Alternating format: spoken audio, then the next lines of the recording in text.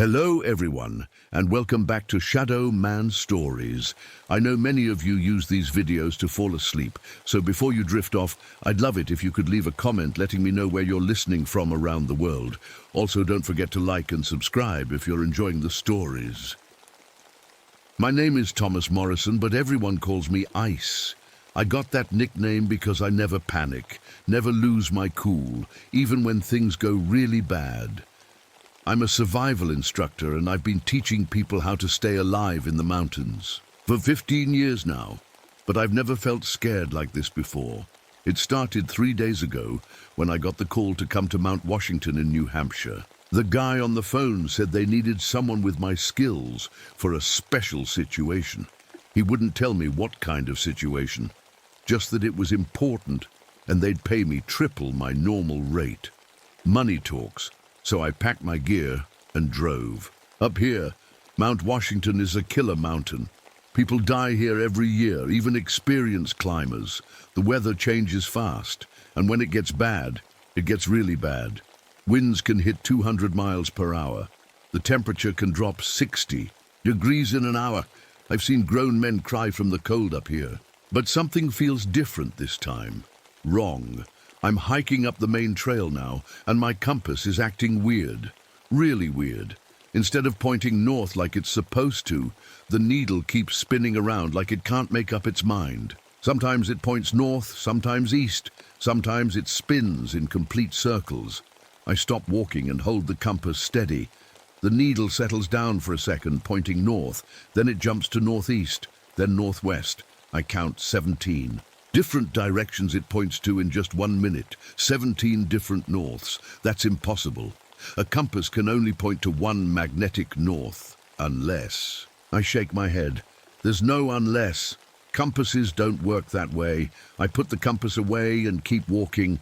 The trail is covered in snow, even though it's only October. That's not too strange for Mount Washington, but the snow looks odd. In some spots, it's fresh powder like it just fell. In other spots, it's hard and icy, like it's been there for months. And in a few places, there's no snow at all, just brown grass, like it's still summer. My boots crunch through the different types of snow as I climb higher. The sound changes with each step. Soft crunch in the powder, hard crack on the ice. Quiet. Squish where there's no snow. It's like I'm walking through 3 different seasons at the same time. I've been on this mountain dozens of times, but today everything feels strange. The trees look different. Some are bare like winter, some still have green leaves like summer, and some have red and yellow leaves like fall, all mixed together in a way that makes no sense. I stop to check my watch. It says 2:30 p.m., but the sun looks like it's setting. The sky has that orange color you only see right before dark. But then I blink, and suddenly the sun is high and bright like noon. My head starts to hurt. I reach into my pocket and pull out the photo I always carry. It's a picture of my daughter, Sarah. She died in a car accident 2 years ago. Looking at her picture usually makes me feel better, but today something's wrong with it. The face in the photo isn't Sarah's. I stare at the picture. It's definitely my photo in my wallet, but the girl in it has dark hair instead of blonde, brown eyes instead of blue. She's wearing a red dress instead of the blue one Sarah wore in this picture. I blink hard and look again. Now it's Sarah, just like always. Blonde hair, blue eyes, blue dress. I blink again. Dark hair, brown eyes, red dress. Each time I blink, the photo changes. Sometimes it's Sarah.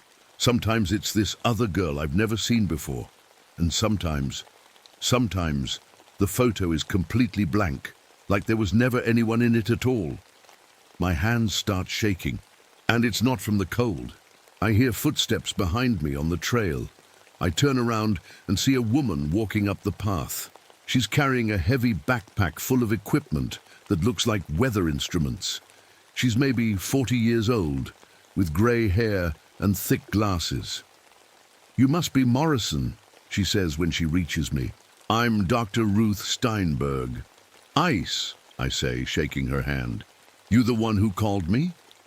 "In a way," she says.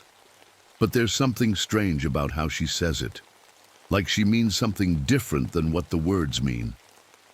What kind of situation are we dealing with here, Doc? She looks around at the mixed-up seasons, at the sun that can't decide what time it is, at the snow that changes from step to step. The kind that shouldn't be possible, she says. But first, let me ask you something. How many times have you been up this mountain? I think about it. Maybe 50 times over the years. How many times have you died here? The question hits me like a punch to the stomach. What? How many times have you died on Mount Washington, Thomas Morrison? I want to tell her that's a crazy question. I want to laugh it off. But something deep in my brain, something I don't want to think about, whispers an answer. Too many times to count.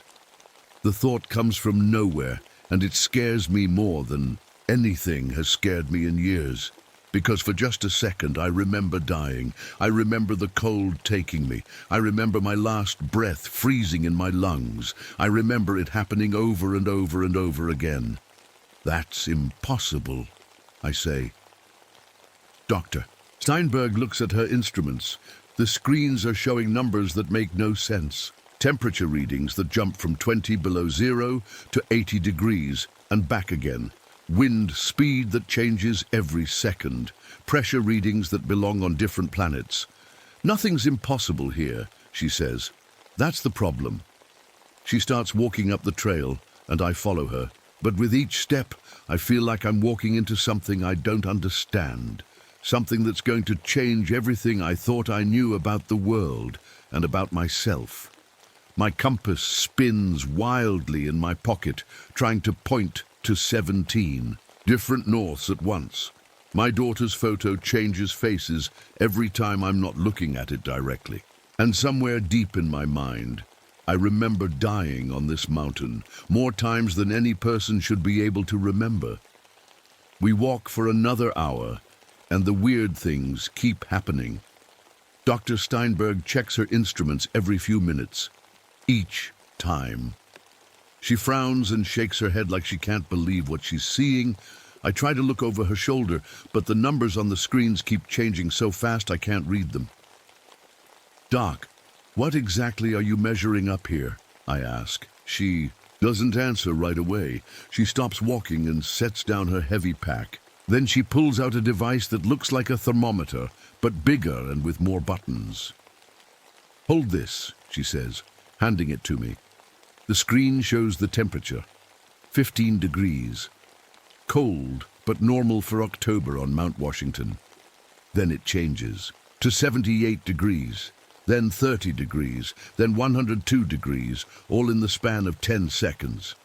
That's broken, I say. No, it's not. She takes the device back. It's working perfectly. That's the problem. I look around. The air feels the same to me. Not hot, not freezing, just normal mountain air. But the thermometer says we're somehow experiencing summer heat and winter cold at the exact same time. How is that possible? It shouldn't be. She packs the device away. Nothing up here should be possible. We keep walking. The trail gets steeper, and I notice something else that's wrong. The rocks along the path keep changing. I see a big boulder to my left, gray and covered in moss. I look away for a second, then look back. The boulder is still there, but now it's red sandstone with no moss at all. I stop walking. Doc, do you see that rock? She looks where I'm pointing. The granite one. It was granite a second ago. Now it's sandstone. She stares at the rock for a long moment. What did it look like before? Gray with green moss. As we watch, the rock shimmers like heat waves rising from summer pavement. For just a second, I see the gray granite with moss. Then it shifts back to red sandstone. We need to keep moving, Dr. Steinberg says, but her voice sounds scared now. The higher we climb, the stranger things get. I see tracks in the snow that don't make sense.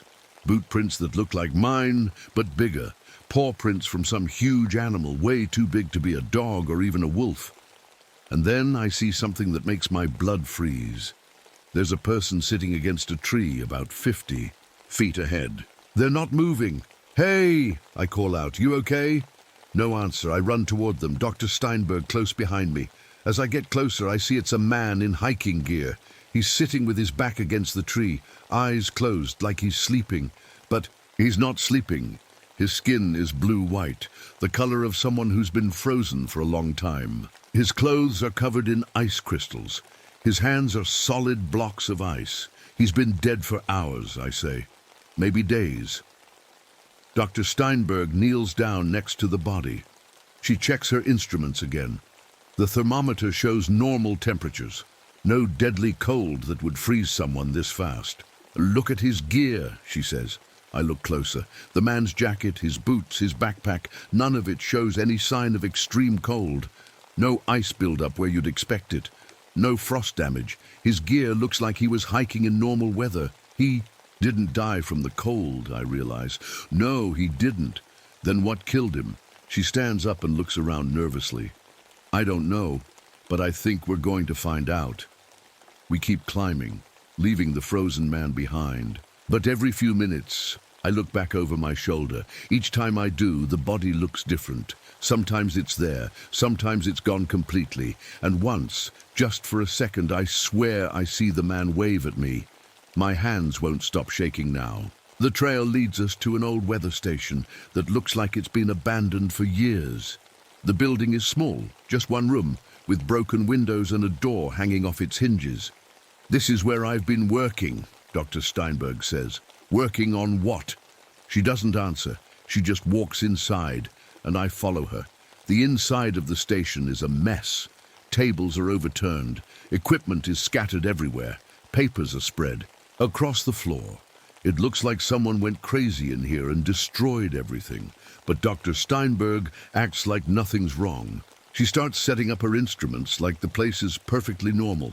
Doc, what happened here? I did, she says quietly. You did what? I destroyed it. Yesterday, or maybe tomorrow. I'm not sure anymore. I stare at her. What are you talking about? She connects cables to her devices and turns them on. The screens light up with numbers and graphs that change every second. Thomas, I need to ask you something, and I need you to think very carefully before you answer. Okay. Do you remember the accident? My heart stops. What accident? The one where 3 people died. The one that made you quit the military. I haven't told anyone about that, ever. How does she know? I don't know what you're talking about. 3 young soldiers. You were training them in winter survival. Something went wrong. The memories hit me like a punch to the face. Snow and ice and screaming. 3 young faces, scared and cold. And then they fell through the ice, I whisper.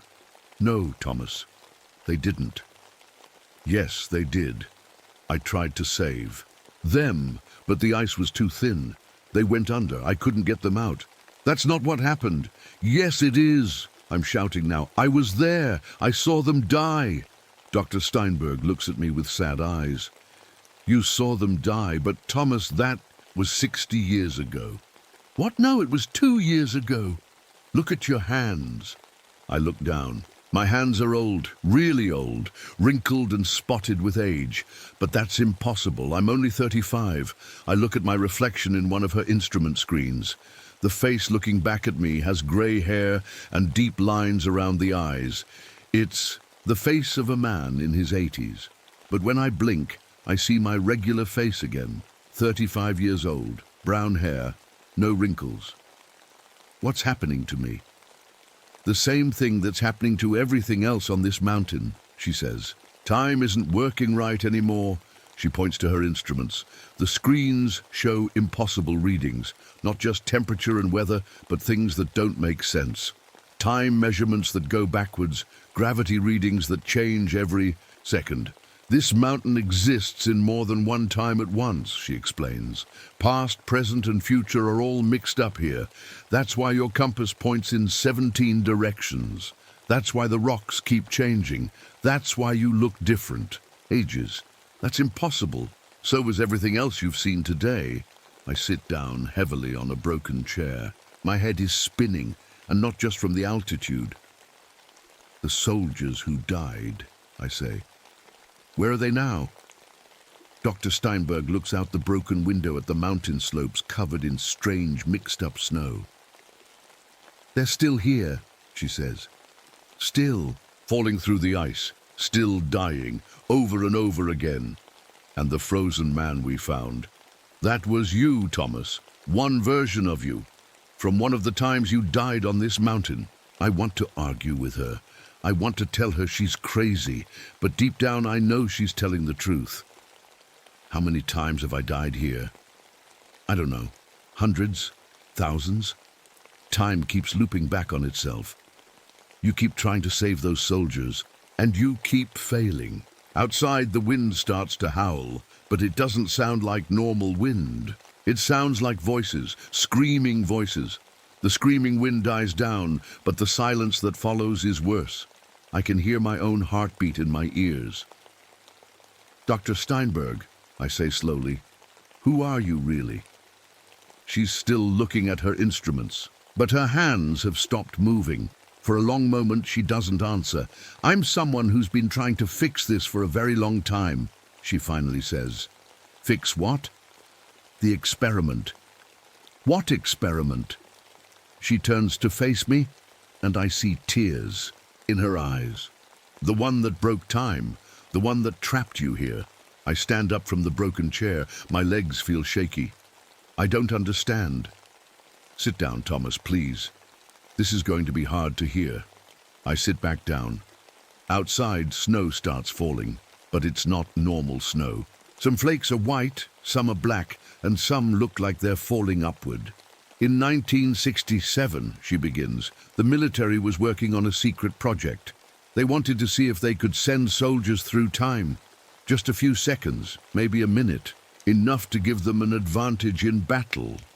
That's science fiction. That's what everyone thought. But they tried it anyway, right here on Mount Washington. She pulls out a folder from her pack.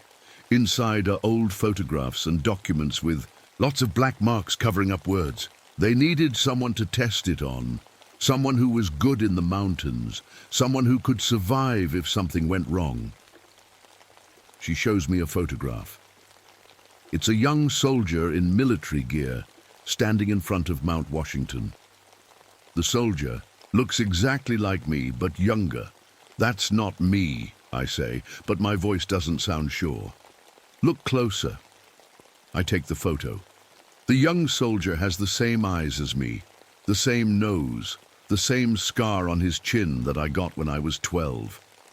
This is impossible.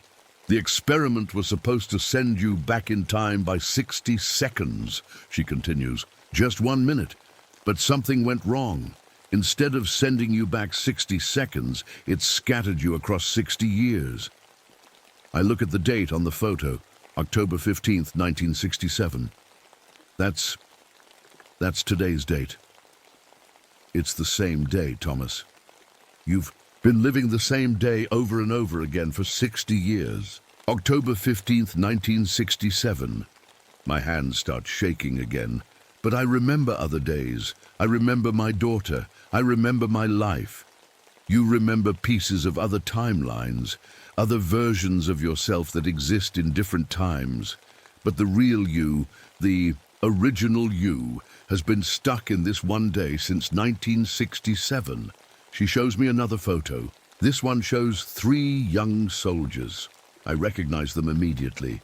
Marcus, David, and John. I whisper their names. Your test subjects. They were supposed to be sent back 10 seconds each. But when the machine broke, they got scattered too. They're somewhere in the mountain, lost in time, still experiencing their last moments over and over. I close my eyes and try to think. But every time I try to remember my life, it feels like trying to grab water with my hands. Nothing stays solid. The car accident, I say. My daughter, Sarah. She exists in some timelines. In others, she was never born. In others, she lived but died differently. You've been jumping between all these different versions without knowing it. Why don't I remember? Because human brains aren't meant to hold memories from multiple timelines. Most of the time, you only remember the current one you're in. She shows me her instruments again. The screens show lines and graphs that look, like a bunch of squiggles to me. Every choice you make creates a new timeline, she explains. Turn left instead of right, and you create a new reality. Say yes instead of no, and you split time again. Most people only experience one timeline, but you're experiencing all of them at once. How many are there? Thousands, maybe millions. Every time you've tried to save those soldiers, every time you've failed, every time you've died on this mountain, each one creates a new branch in time. I think about the frozen man we found earlier. That was really me, one version of you, from a timeline where you froze to death trying to find the soldiers. And the photo of my daughter that keeps changing. You're seeing her from different timelines. In some, she has blonde hair. In others, dark hair. In some, she never existed at all. I feel sick to my stomach. Everything I thought I knew about my life might be wrong. Why are you telling me this? I ask. Because I need your help to fix it. How? She packs up her instruments and slings her heavy backpack over her shoulders. We need to find the source, the place where the experiment happened. The machine might still be running, keeping you trapped in this loop. Where is it? Higher up the mountain, near the summit. We leave the destroyed weather station behind and continue climbing. The trail gets steeper and more dangerous. The mixed-up snow makes it hard to see where to step. As we climb, I start noticing more impossible things. Trees that are young and old at the same time, rocks that exist and don't exist, footprints in the snow that appear and disappear. Dr. Steinberg, I say after we've been walking for a while. Yes? How do you know all this? Who are you, really?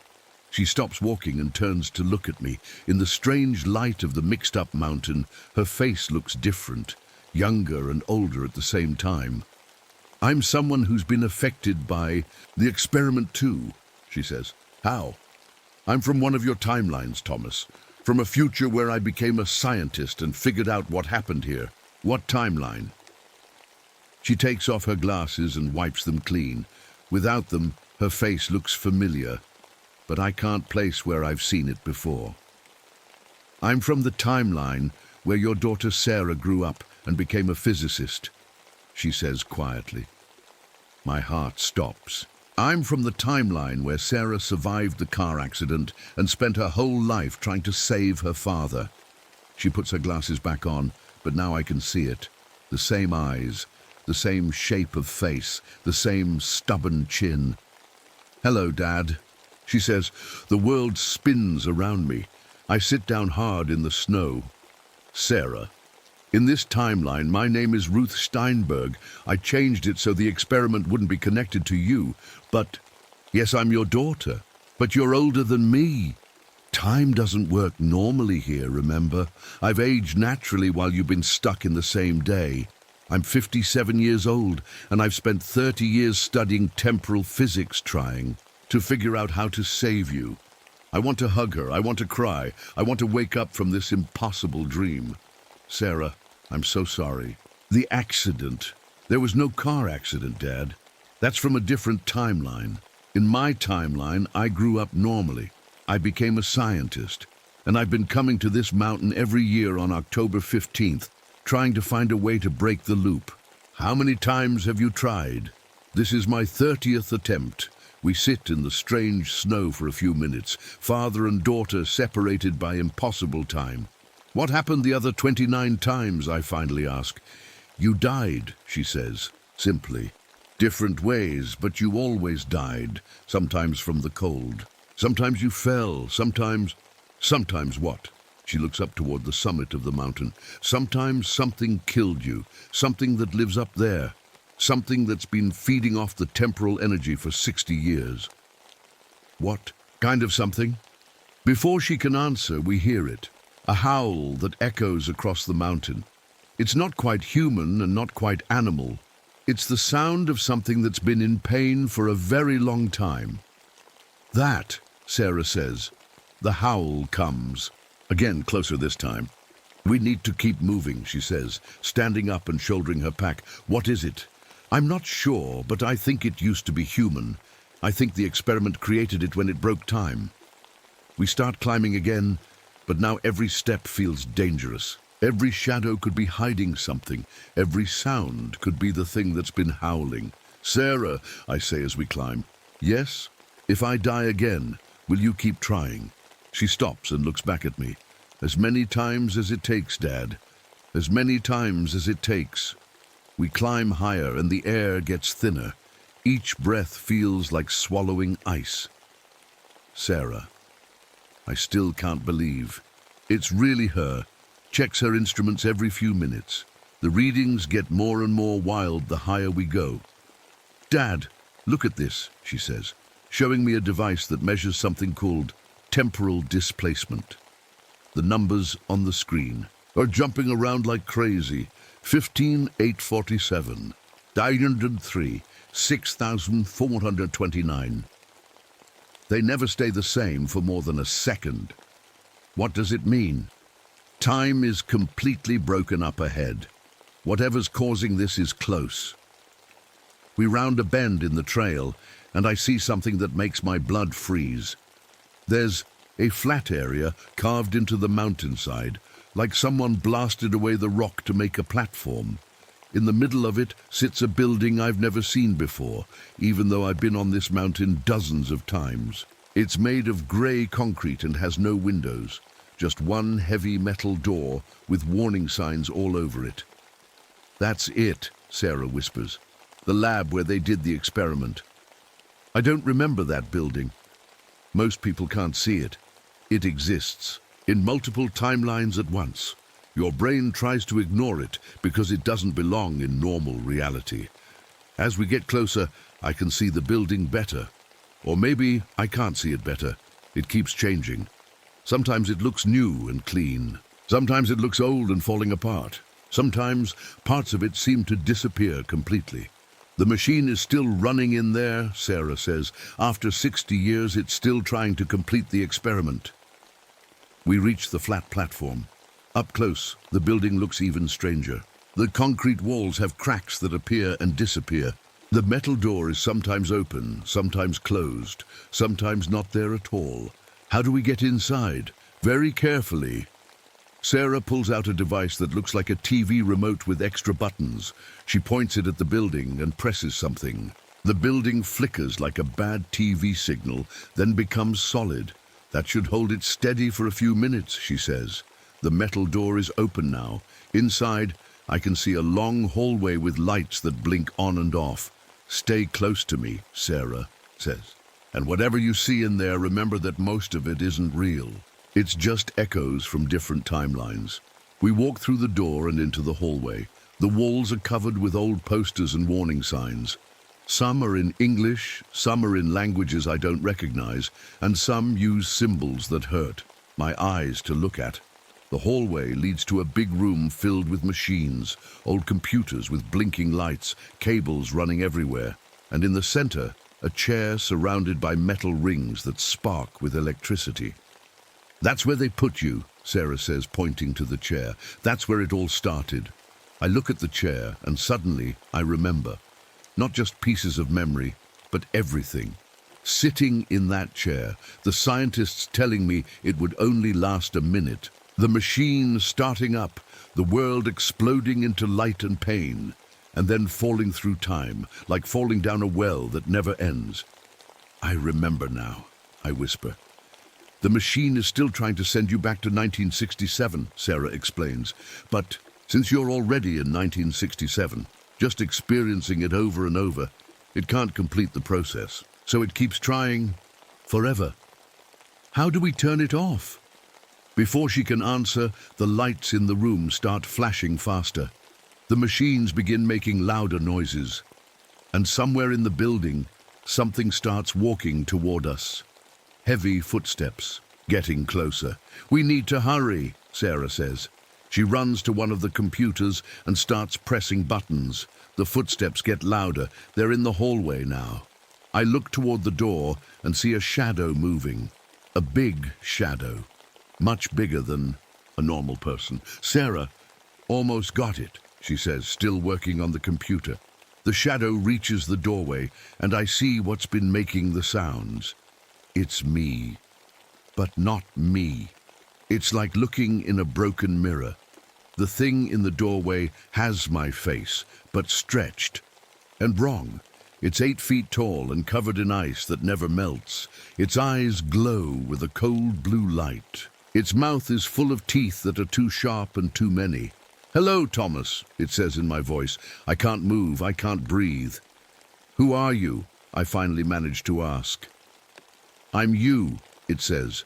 "I'm what you became after dying on this mountain 1,000 times. I'm what happens when someone experiences every possible death over and over again." The creature, the other me, steps into the room. Where its feet touch the floor, ice spreads out in perfect circles. "I've been waiting for you to find this place," it says, "waiting for you to bring her." It looks at Sarah, who's still trying to work on the computer. "Your daughter," it says, "she's the key." The key to what?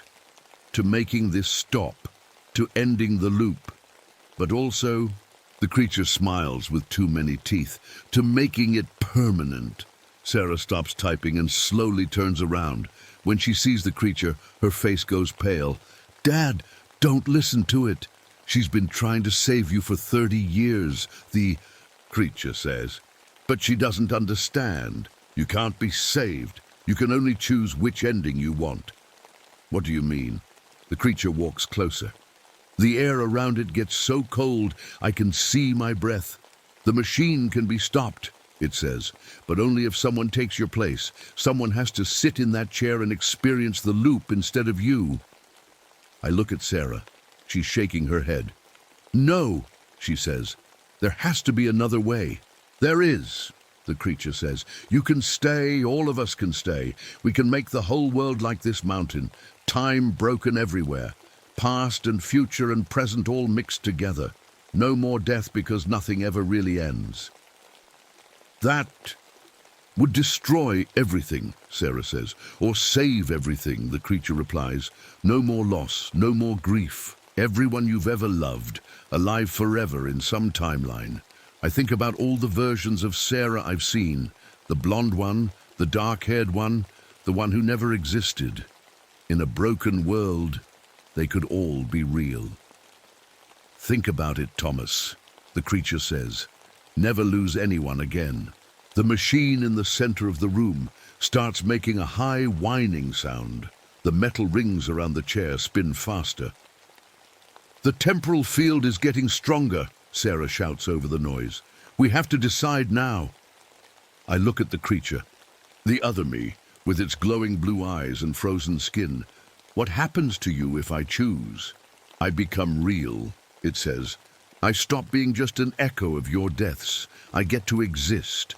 And if I stop the machine, I disappear. And you die for real this time. No more loops. No more chances." The machine gets louder. The walls of the room start to shake. Through the windows that weren't there a minute ago, I can see the mountain changing. Trees growing and dying in seconds, snow falling upward, the sun rising and setting over and over. "The field is spreading," Sarah yells. "It's going to break time everywhere." I have to choose. Save myself and let the creature exist, potentially breaking the world, or sacrifice myself to fix everything. But then I realize there's a third option. "Sarah," I call to her, "can the machine send someone forward in time instead of backward?" "What?"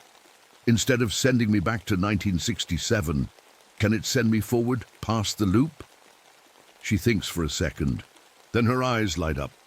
"Maybe, if we reverse the temporal flow." The creature realizes what we're thinking. It roars, a sound like winter wind and breaking ice. "You can't," it shouts. "I need to exist." "I'm sorry," I tell it, "but you're not real. You're just my Veer made into something physical."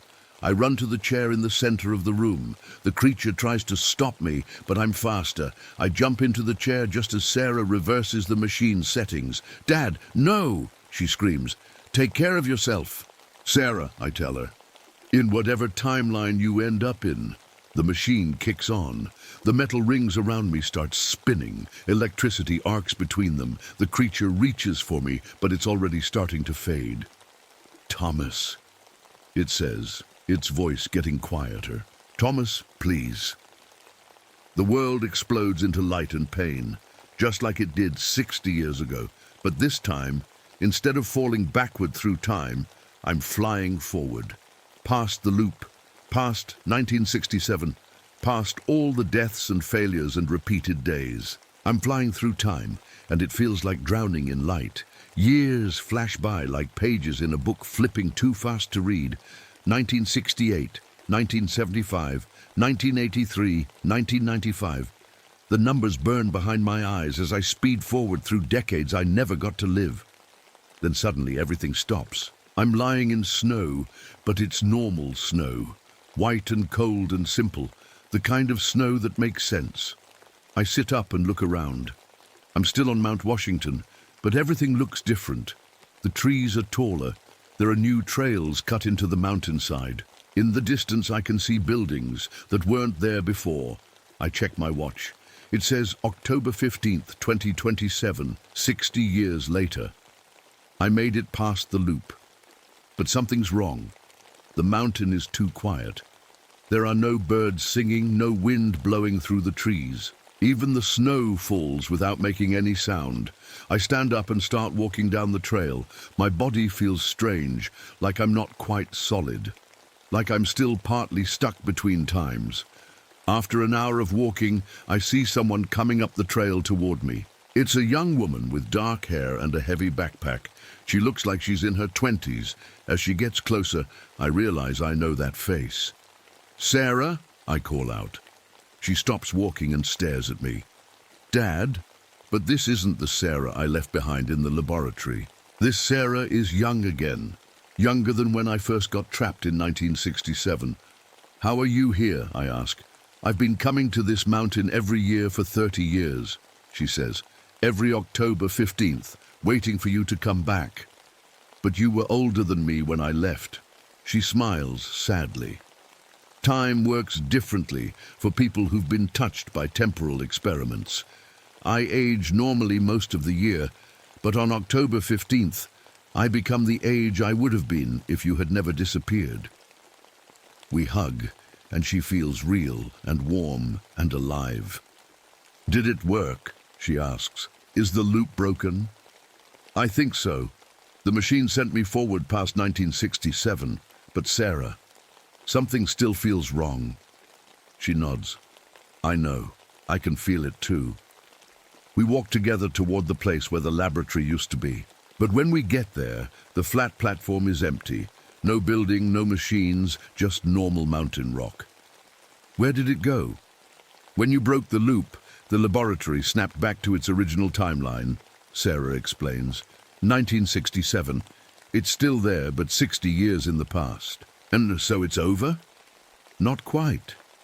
She leads me to a spot near where the building used to be. There's a circle of rocks arranged in a pattern, and in the center, 3 stones stand upright like grave markers.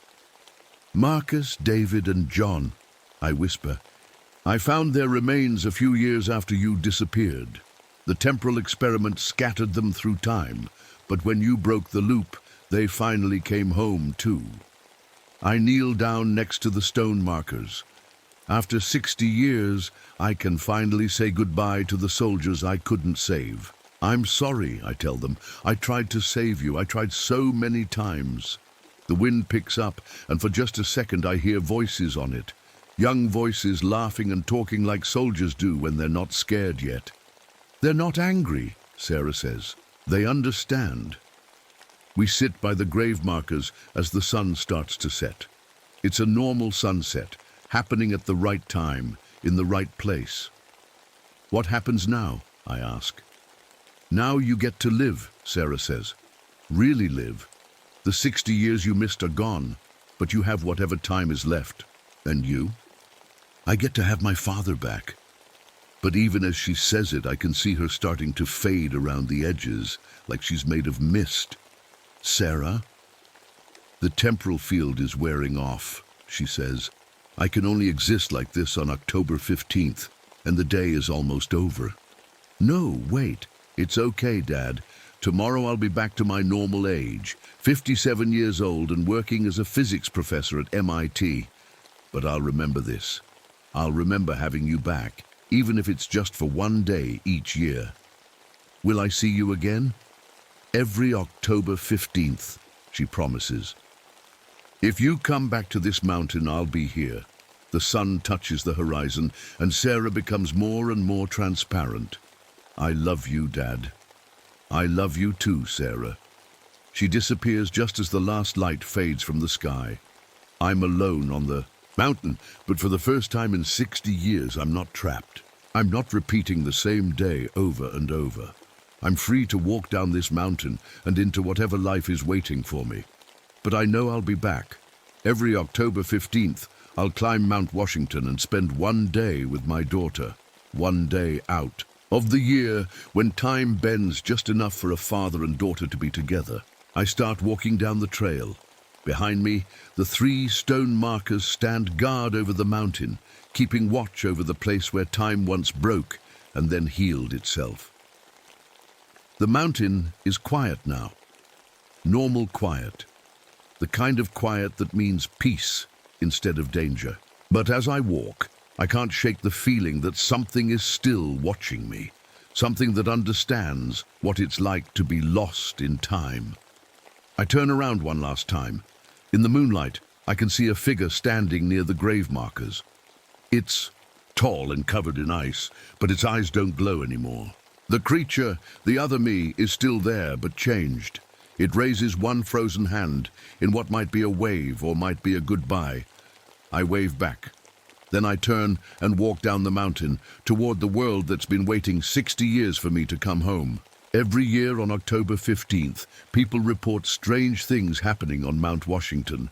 Hikers see a man and a young woman walking the trails together, talking and laughing like they haven't seen each other in a long time. The hikers always try to catch up with them, to make sure they're safe on the dangerous mountain. But no matter how fast they walk, they can never quite reach the man and woman. Some say it's just tricks of the light and shadow. Others think it's ghosts.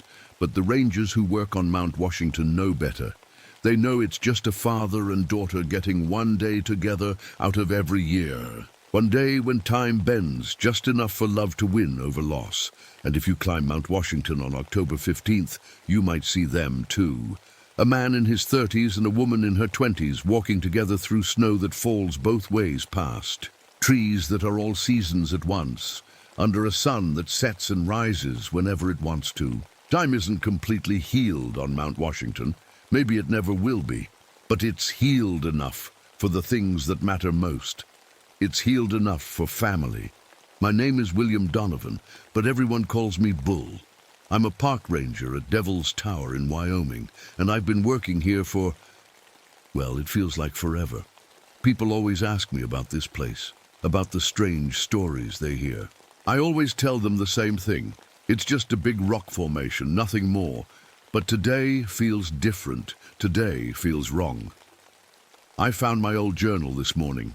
The rescue team must have dropped it when they were here looking for someone. I can't remember who they were looking for. The pages are yellow and smell like old paper, like it's been sitting here for years. But that's impossible. I write in this journal every day. The sun is coming up over the tower now, and something about the light makes my skin crawl. It's too bright, too sharp. When I hold up my hand to block it, my shadow on the ground moves before I do, just a little bit like it's trying to get away from me. I'm sitting here with my morning coffee, same as always. Black coffee, no sugar. My hands are shaking so bad I can barely hold the cup. But I'm not scared. I don't think I'm scared. I can't remember being afraid of anything. The helicopter is coming. I can hear it in the distance, getting louder. That's strange. I don't remember calling for a helicopter. I thought Dr. Thornfield was supposed to hike up here today. We planned it last week. Or was it last month? Time feels slippery here, like water running through my fingers. The helicopter lands in a cloud of dust and noise. The woman who gets out isn't hiking gear. She's wearing a clean white coat and carrying metal cases that look too heavy for her. The cases have words on them I can't quite read from here, but they look important. Official. "Dr. Thornfield," I call out, walking toward her. She turns and smiles, but the smile doesn't reach her eyes. "Hello, Bull. Thank you for meeting me." Something about her voice makes me nervous. I know this woman. She's my colleague, Dr. Margaret Thornfield. We've worked together for years, but looking at her now, I keep thinking about my daughter Sarah, the way she used to look at me when she was disappointed, the way she looked at me before she what? I can't remember. "I brought the seismic equipment," Dr. Thornfield says, hefting one of the cases. "We should get started right away." Seismic equipment? I thought she was here to study the rock formations, geology stuff, but these cases look more like military equipment, like the stuff we used to use during the war. The war. Funny how I keep thinking about the war today. "Dr. Thornfield," I say, "remind me again what we're looking for?" She stops walking and stares at me. For just a second, her face changes. Her eyes get wider, and I swear they flash a different color, like copper pennies in the sun. "We're looking for answers, Bull," she says, "about what happened here, about what you did." What I did? I don't know what she means. I'm just a park ranger. I take care of the trails, make sure tourists don't get hurt. I've never done anything wrong, have I? The radio on my belt crackles to life. Static fills the air, and then I hear a voice. My voice. "Bull, this is Bull. Can you hear me? Don't trust her. Don't trust the woman. She's not who she says she is." I grab the radio and stare at it. That was my voice, but I didn't say those words. Dr. Thornfield is looking at me strangely. "Did you hear that?" I ask her. "Hear what?" I look down at my coffee cup. The coffee is still hot, still steaming. Dr. Thornfield's face is reflected in the dark surface, but it's not her face. It's something else, something with glowing copper eyes and arms that are too long, too thin. I blink hard and look up at her. She looks normal again, just a tired scientist with worried eyes. "Are you feeling all right, Bull?" she asks. "You look pale." "I'm fine," I lie. "Just, this place gets to you sometimes." She nods like she understands. The tower has that effect on people. It's the electromagnetic fields. They can cause hallucinations, memory problems. Memory problems, that makes sense. That would explain why I can't remember things clearly. Why the climbing routes on the tower look different every time I glance at them. Why the familiar paths I've walked for years suddenly seem alien and wrong. "Dr. Thornfield," I say, "how long have we known each other?" She tilts her head, studying me. "What do you mean?" "I mean, when did we first meet? I remember working with you, but I can't remember when we started working together." She's quiet for a long moment. The wind picks up, whistling around the tower like a voice trying to tell me something important. "We've known each other for a very long time, Bull," she finally says. "Longer than you might think." The way she says it makes my stomach turn. There's something wrong here, something very wrong, but I can't put my finger on what it is. I look back at the tower, at the strange shadows it casts even in the bright morning light. The shadows seem to move when I'm not looking directly at them, like they're alive. "We should get started," Dr. Thornfield says. "We have a lot of work to do." As we walk toward the tower, I can't shake the feeling that I've had this exact conversation before. Maybe yesterday, maybe last week, maybe 100 times. The radio crackles again. This time the voice is clearer. "Bull, this is Bull. You're running out of time? Remember what you did. Remember what you really did." I turn the radio off, but I can still hear the voice, faint and distant, like an echo in my head. "Remember what you did." But I can't remember. I don't want to remember. And that might be the most terrifying thing of all. As we walk closer to the tower, memories start coming back. Not good memories. Dark ones that taste like metal in my mouth. I'm not just a park ranger. I never was just a park ranger. My real name is William Morrison. During the war, I worked security for something called the Manhattan Project. We built bombs. Big bombs that could level entire cities. But that's not the worst part. The worst part is what we did to test them. Dr. Thornfield opens her case, and I see papers inside, files with my picture on them. Not the me from now, but a younger me in a military uniform. My hands start shaking again, but this time I know why. You remember now, don't you, she says quietly. I want to lie. I want to pretend I don't know what she's talking about, but the memories are flooding back like a broken dam. We tested the radiation on people, I whisper, on prisoners, Native American prisoners. She nods. Lakota people, men, women, children. You told them the rocks you gave them were harmless. You watched them get sick. You watched them die. I feel sick to my stomach. I was following orders. Were you following orders when you brought the rocks home to your daughter? Sarah, my little girl, Sarah. She was only 8 years old when I came home from Nevada with those glowing stones. I told her they were pretty rocks I found. Special rocks just for her. She played with them for weeks. She put them under her pillow. At night, because they glowed in the dark. She thought they were magic. She died 3 months later. Her hair fell out first. Then she couldn't keep food down. At the end, she was so thin I could see through her skin. I didn't know, I say, but even as I say it, I know it's a lie. Deep down, I knew those rocks were dangerous. I just didn't care enough to stop. Your brother Danny knew, Dr. Thornfield says. He was going to report you. He was going to tell everyone what you did. Danny, my older brother, he was a good man. Too good. He found out about the experiments, about what I was doing to those prisoners. He said he was going to the newspapers. I couldn't let him do that. I couldn't let him destroy everything I'd worked for. The Purple Heart in my pocket feels heavy now. Danny's Purple Heart. He got it for saving lives in France. I took it after I killed him. It was an accident, I say. Was it? Dr. Thornfield pulls out a photograph. It shows Danny lying at the bottom of a ravine, his neck twisted at an impossible angle. You pushed him, Bull. You murdered your own brother to keep your secrets. The photo makes me dizzy. I remember that day. Danny and I went hiking together. He kept asking me about the experiments, about the people who were dying. He wouldn't let it go. When we got to the edge of the cliff, he turned around to face me. He was going to walk away. He was going to leave and never speak to me again. I couldn't let him leave, not with what he knew. So I pushed him. After that, the government had to move you, Dr. Thornfield continues. They couldn't have a murderer working on their secret projects. So they gave you a new name, a new life.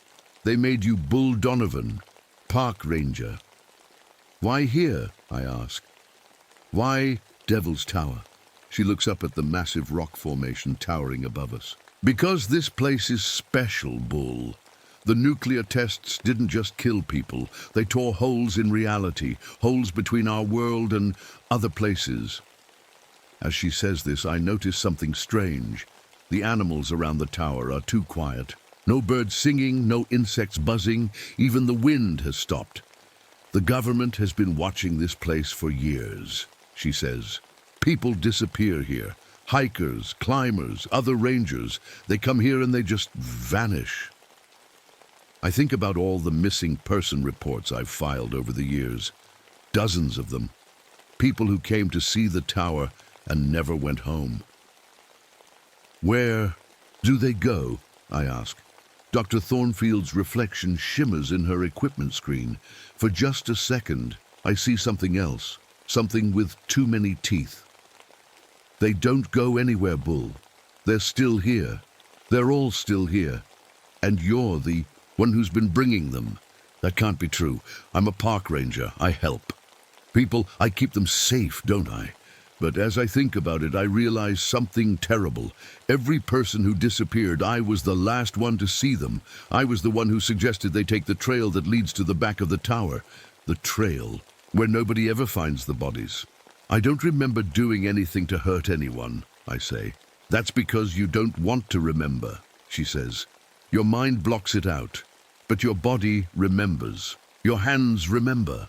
I look down at my hands. They're covered in old scars, cuts and scrapes that I don't remember getting. Under my fingernails, there's always dirt. Dark dirt that looks almost like dried blood.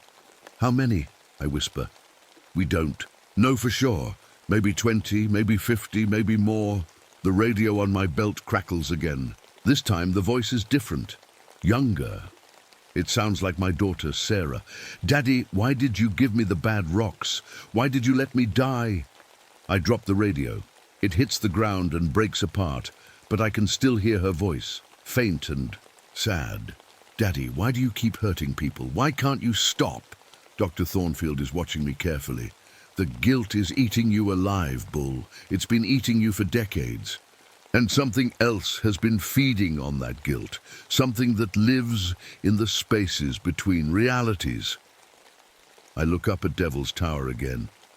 It doesn't look like just a rock formation anymore. It looks like something alive, something hungry. What do you want from me? I ask. I want you to remember everything, she says. Every person you killed, every life you destroyed. I want you to face what you really are. I can't, I say. If I remember everything, it'll drive me crazy. She smiles, but it's not a kind smile. You're already crazy, Bull. You've been crazy for a very long time.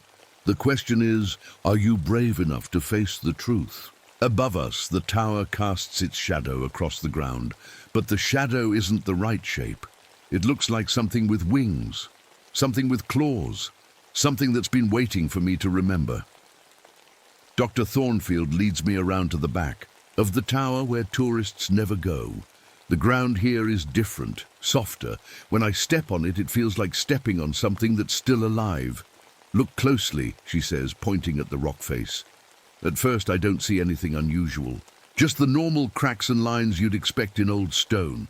But as I stare, the cracks start to look like something else, like scratches. Like claw marks. What made these? I ask. Nothing from our world, she says. The nuclear tests didn't. Just kill people, Bull. They broke the walls between different realities, and things have been crawling through ever since. She pulls out a strange device that looks like a radio, but with more wires and blinking lights. It starts making clicking, sounds like a Geiger counter. This measures tears in space, she explains, places where our world touches other worlds. And this whole area is full of them. The clicking gets faster as we walk. Soon it's clicking so fast, it sounds like rain on a roof. What kind of things? I ask, though I'm not sure I want to know. Hungry things, things that eat memories and feelings. They're drawn to guilt and pain like flies to honey. As she says this, I notice something that makes my blood run cold. Scattered around the base of the tower are bones. Not human bones, animal bones. Deer, rabbits, birds, but they're wrong somehow. I pick up a rabbit skull. It's completely hollow inside. Not just empty, hollow. Like something scooped out every bit of brain and left only the shell. They don't eat the body, Dr. Thornfield says. They eat the mind, the memories, the thoughts, everything that makes something alive. I drop the skull and wipe my hands on my pants. But why here? Why Devil's Tower? Because this place is like a lighthouse for them. The nuclear testing made it a beacon that calls to them across dimensions. And you've been their helper, Bull. You've been bringing them food. I want to argue, but I can't. Deep down, I know she's right. Every time someone went missing, I was there. I was the one who suggested they take the dangerous trail. I was the one who told them it was safe. I don't remember doing it, I say. That's because they don't let you remember. Each time you feed someone to them, they take that memory from you too. They leave you just enough guilt to keep you hungry for more, but not enough memory to stop. The device in her hands starts beeping louder. She looks at the screen and frowns. "They're coming," she says. "They know we're here. What's coming?" But before she can answer, I hear it. A sound like wind, but not wind, like voices, but not voices. It's coming from everywhere at once, from the ground, from the sky, from inside the tower itself. The shadows around us start moving. Not normal shadow movement, like when clouds pass over the sun. These shadows are moving on their own, reaching toward us like fingers. "Don't look directly at them," Dr. Thornfield warns. "If you look right at them, they can get inside your head. But I can't help it. I turn toward the sound, and I see them. They look like birds at first. Giant birds with wings that seem to be made of smoke and starlight. But as they get closer, I realize they're not birds at all. They're something much worse. They have faces, human faces, and I recognize them. There's Mrs. Patterson, the elderly woman who went missing last spring. There's Jake Morrison, the college kid who disappeared while rock climbing. There's the family from Ohio, Mom, Dad, 2 little kids who vanished during their vacation. But their faces are wrong, empty, like someone erased everything that made them human and left only the shape. "The Thunderbirds," I whisper. "That's what your mind calls them," Dr. Thornfield says. "It's easier than accepting what they really are." The creatures circle us, making that awful wind voice sound. One of them lands on a rock nearby. It looks like Mrs. Patterson, but her eyes are holes that go on forever. "Bull," she says in a voice like breaking glass. "Bull, why did you bring us here? Why did you feed us to the dark?" "I didn't," I say, but even as I say it, I remember. I remember telling her about the secret path behind the tower. I remember watching her walk away, knowing she would never come back. "You did," says Jake Morrison's voice from another creature. "You told me the climbing was better on the north face. You knew what was waiting there."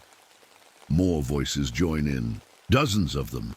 All the people I've led to their deaths over the years, all the people I've fed to these things. "We're still here, Bull," they say together. "We're still here, and we're still hungry. And it's all because of you." The smell hits me then, not sulfur like I thought before. It's the smell of burning brain tissue, burning thoughts, burning memories. "They don't just eat memories," Dr. Thornfield explains. "They burn them. They turn human consciousness into fuel for themselves." One of the creatures, it looks like a little girl, maybe 7 years old, flies closer to me. "Daddy," she says. My heart stops. "Sarah. Why did you give me the bad rocks, Daddy? Why did you let me burn from the inside?" But this isn't Sarah. This is something wearing Sarah's face. Something that's been feeding on my guilt about my daughter for decades. "She's not real," Dr. Thornfield says. "None of them are real anymore. They're just shells, puppets for the things that ate them."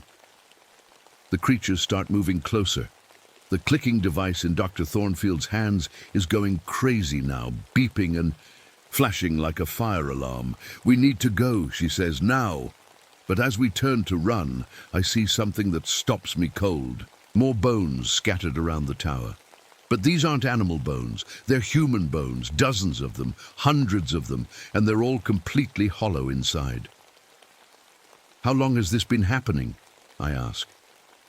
Dr. Thornfield looks at me with something like pity in her eyes. "Bull, you've been coming to this tower for 40 years, and you've never once left alone." The creatures are getting closer. Their empty eyes are starting to glow with that same copper light I saw in Dr. Thornfield's. "Reflection, what do they want?" I ask. "They want what they've always wanted," she says. "They want you to remember all of it, every person you've killed, every life you've destroyed. They want to feed on that guilt until there's nothing left of you but an empty shell." Above us, the shadow of Devil's Tower stretches across the ground, but it's not the shadow of a rock formation anymore. It's the shadow of something with wings, something with claws, something that's been waiting patiently for me to understand what I really am. And I'm starting to remember everything. The memories hit me like a truck, all at once. All the things I've tried so hard to forget. I remember leading the family, from Ohio to the back of the tower. I told them there was a secret cave with Native American paintings. I watched them disappear into the shadows between the rocks. I heard them screaming for help, but I didn't help them. I remember Jake Morrison asking me about the best climbing spots. I pointed to the north face, where the rock is loose and crumbles easily. I knew he would fall. I wanted him to fall. I remember Mrs. Patterson asking for directions to the visitor center. I sent her the wrong way, into the dark places where the creatures wait. Why? I asked myself out loud. Why did I do it? Dr. Thornfield is watching me carefully, because you're not really Bull Donovan anymore. You haven't been for a long time. The creature that looks like Sarah flies closer, but as I stare at her, her face starts to change. Sometimes she looks like my daughter, sometimes she looks like Dr. Thornfield, sometimes she looks like my wife from before the war. Who are you, really? I ask Dr. Thornfield. She smiles, but it's sad. I'm your daughter, Bull, the real Sarah, from a world where you never brought home those glowing rocks, where I lived to grow up. My head spins. That's impossible. The creatures don't just exist in our world. They exist in all worlds, in every possible reality. I've been traveling between them, trying to find you, trying to save you. She reaches into her pocket and pulls out a photograph. It shows a young woman in a white coat, standing next to a man who looks like me, but happier, cleaner. This is me in a world where you were a good father, where you never worked on the bomb project, where you never killed anyone. I want to believe her, but nothing makes sense anymore. If you're Sarah, then what's that? I point to the creature with my daughter's face. That's not me, she says. That's your guilt, your shame. It's taken the shape of everyone you've ever hurt, everyone you've ever failed. The Sarah creature speaks again. Daddy, I'm so hungry. I've been hungry for so long. Feed me, Daddy. Feed me your memories. I realize now that I've been having this same conversation over and over. How many times have I stood here talking to Dr. Thornfield? How many times have I remembered and then forgotten again? This has happened before, I say. Yes, many times. Every few weeks you remember everything. You feel terrible about what you've done. And then the creatures take those memories and leave you empty again, ready to start over. I look around at the hollow, bones scattered everywhere. How long have I been doing this? Since 1961. 62 years, Bull. You've been trapped here for 62 years, feeding people to these things. 62 years. But that would make me... I do the math in my head. I should be over 100 years old. But I feel like I'm still in my 40s. I'm not aging, I say. The creatures won't let you age. They won't let you die. You're too useful to them. You're the perfect lure. People trust park rangers. They listen to you. I think about all the people I've met over the years, all the hikers and climbers and families. How many of them are buried somewhere around this tower? How many of them trusted me right up until the end? I want to stop, I say. I want to remember everything and never forget again. That's what you always say. Dr. Thornfield, Sarah says. But when you see all of it at once, when you feel the weight of every life you've taken, you beg them to make you forget. The creatures are getting closer now. The one that looks like Sarah is almost close enough to touch. Show me, I tell it. Show me everything I've done. Are you sure, Daddy? Are you sure you want to see? I'm sure. The creature reaches out with one smoky hand and touches my forehead. The world explodes into memory. I see myself in 1961, young and scared, running from the government men who want to arrest me for murder. I see myself arriving at Devil's Tower, thinking I'll hide here until things calm down. I see the first tear in reality caused by radiation from the bomb tests. I see the creatures pouring through like smoke through a crack in a window. I see the first tourist I killed, a young man just out of college. I hit him with a rock and pushed his body into one of the tiers. I watch the creatures tear his mind apart like tissue paper. I see the second, a woman traveling alone. I strangled her with my bare hands. I see the third, the fourth, the fifth, dozens of them, hundreds of them. I see myself getting older, but then the creatures start feeding on me too. They take away my aging, my sickness, my pain. They keep me young and strong so I can keep killing for them. I see the years blur together. 1962, 1975, 1989, 2001, 2015, 2023. Always the same, always hunting, always feeding the creatures, and through it all I see the real truth. The worst truth. I'm not Bull Donovan at all. I never was. Bull Donovan was a park ranger who worked here in 1961. A good man with a wife and kids. I killed him on my first day. I buried his body in the woods and took his name, his job, his life. The man I really am, William Morrison, died in 1945. He died from radiation poisoning at the bomb test site. Everything since then has been his guilt and shame given form. A ghost powered by regret, feeding on the living. Now you see, says the Sarah creature. Now you understand what you really are. I'm not alive. I haven't been alive for almost 80 years. I'm just a memory of a bad man, kept alive by creatures that eat pain. You can end this, Sarah, the real Sarah, says. You can choose to stop. You can choose to let go. But even as she says it, I feel the weight of all those deaths crushing down on me. Every person I've killed, every family I've destroyed, every life I've stolen. It's too much. It's too heavy. I can't carry it all. Make me forget, I whisper to the creatures. Please, make me forget again. Daddy. No, Sarah says. You have to be strong, you have to remember. But I'm not strong, I never was. I'm just a coward who's been running from the truth for 8 decades. Make me forget, I say again. The creatures smile with their empty faces. They reach out with their smoke hands and touch my head. The memories start to fade. The guilt starts to lift. Soon I'll be Bull Donovan again, simple park ranger Bull Donovan, who doesn't remember anything bad. And tomorrow, or next week, or next month, another family will come to visit Devil's Tower, and I'll be there to greet them with a friendly smile and helpful directions. The cycle will continue. It always continues, because some people are too weak to face what they really are. But before the creatures can erase my memories, Sarah grabs my hand. Wait, she says, there's something I haven't told you. The creatures hiss and pull back. They don't like being interrupted when they're feeding. This isn't the first time. I've found you, Sarah continues. I've been coming here for years, from different worlds, different realities. In most of them, you make the same choice. You choose to forget. I look at her through the haze of fading memories. What do you mean? I mean, this loop has been going on much longer than 62 years. It's been going on forever. In some worlds, you remember for a few minutes. In others, for a few hours. But you always choose to forget in the end. The creatures are getting angry. They're making that wind voice.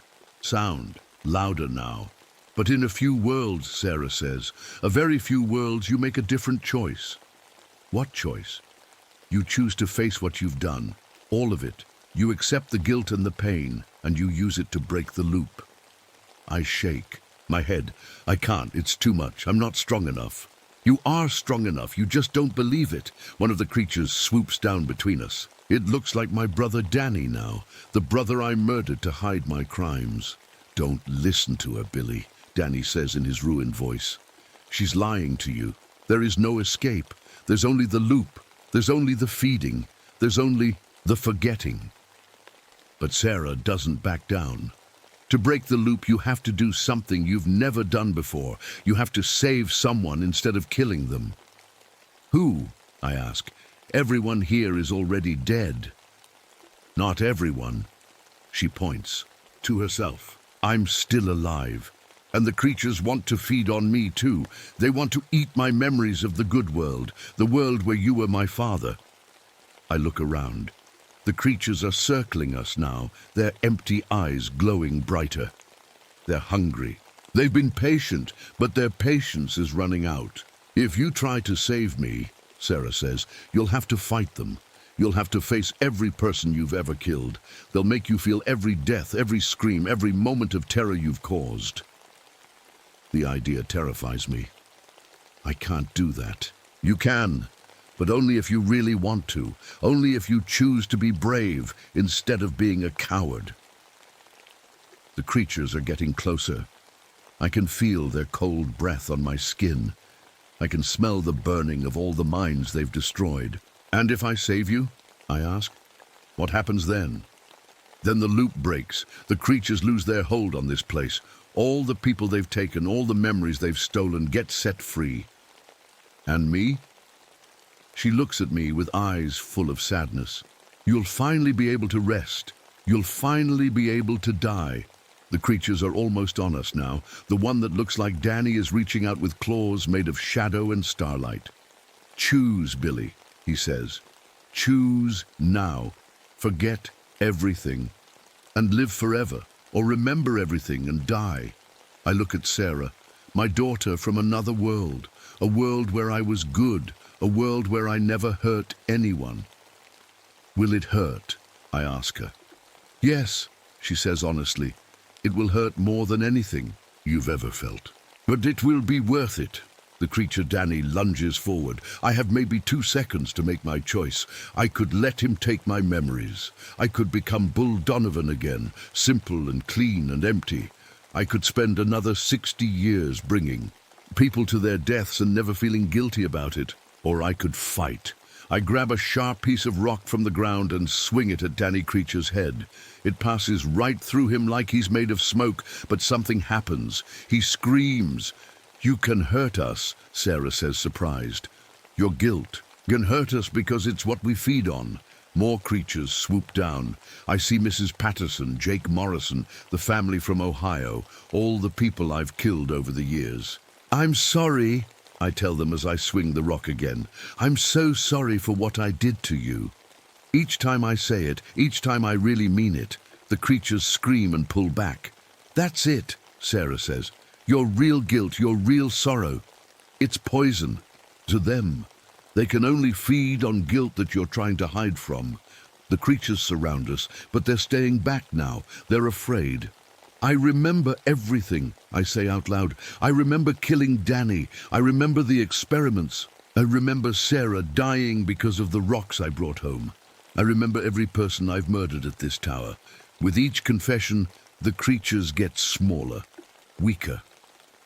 I remember that I'm not Bull Donovan. I'm William Morrison, and I died.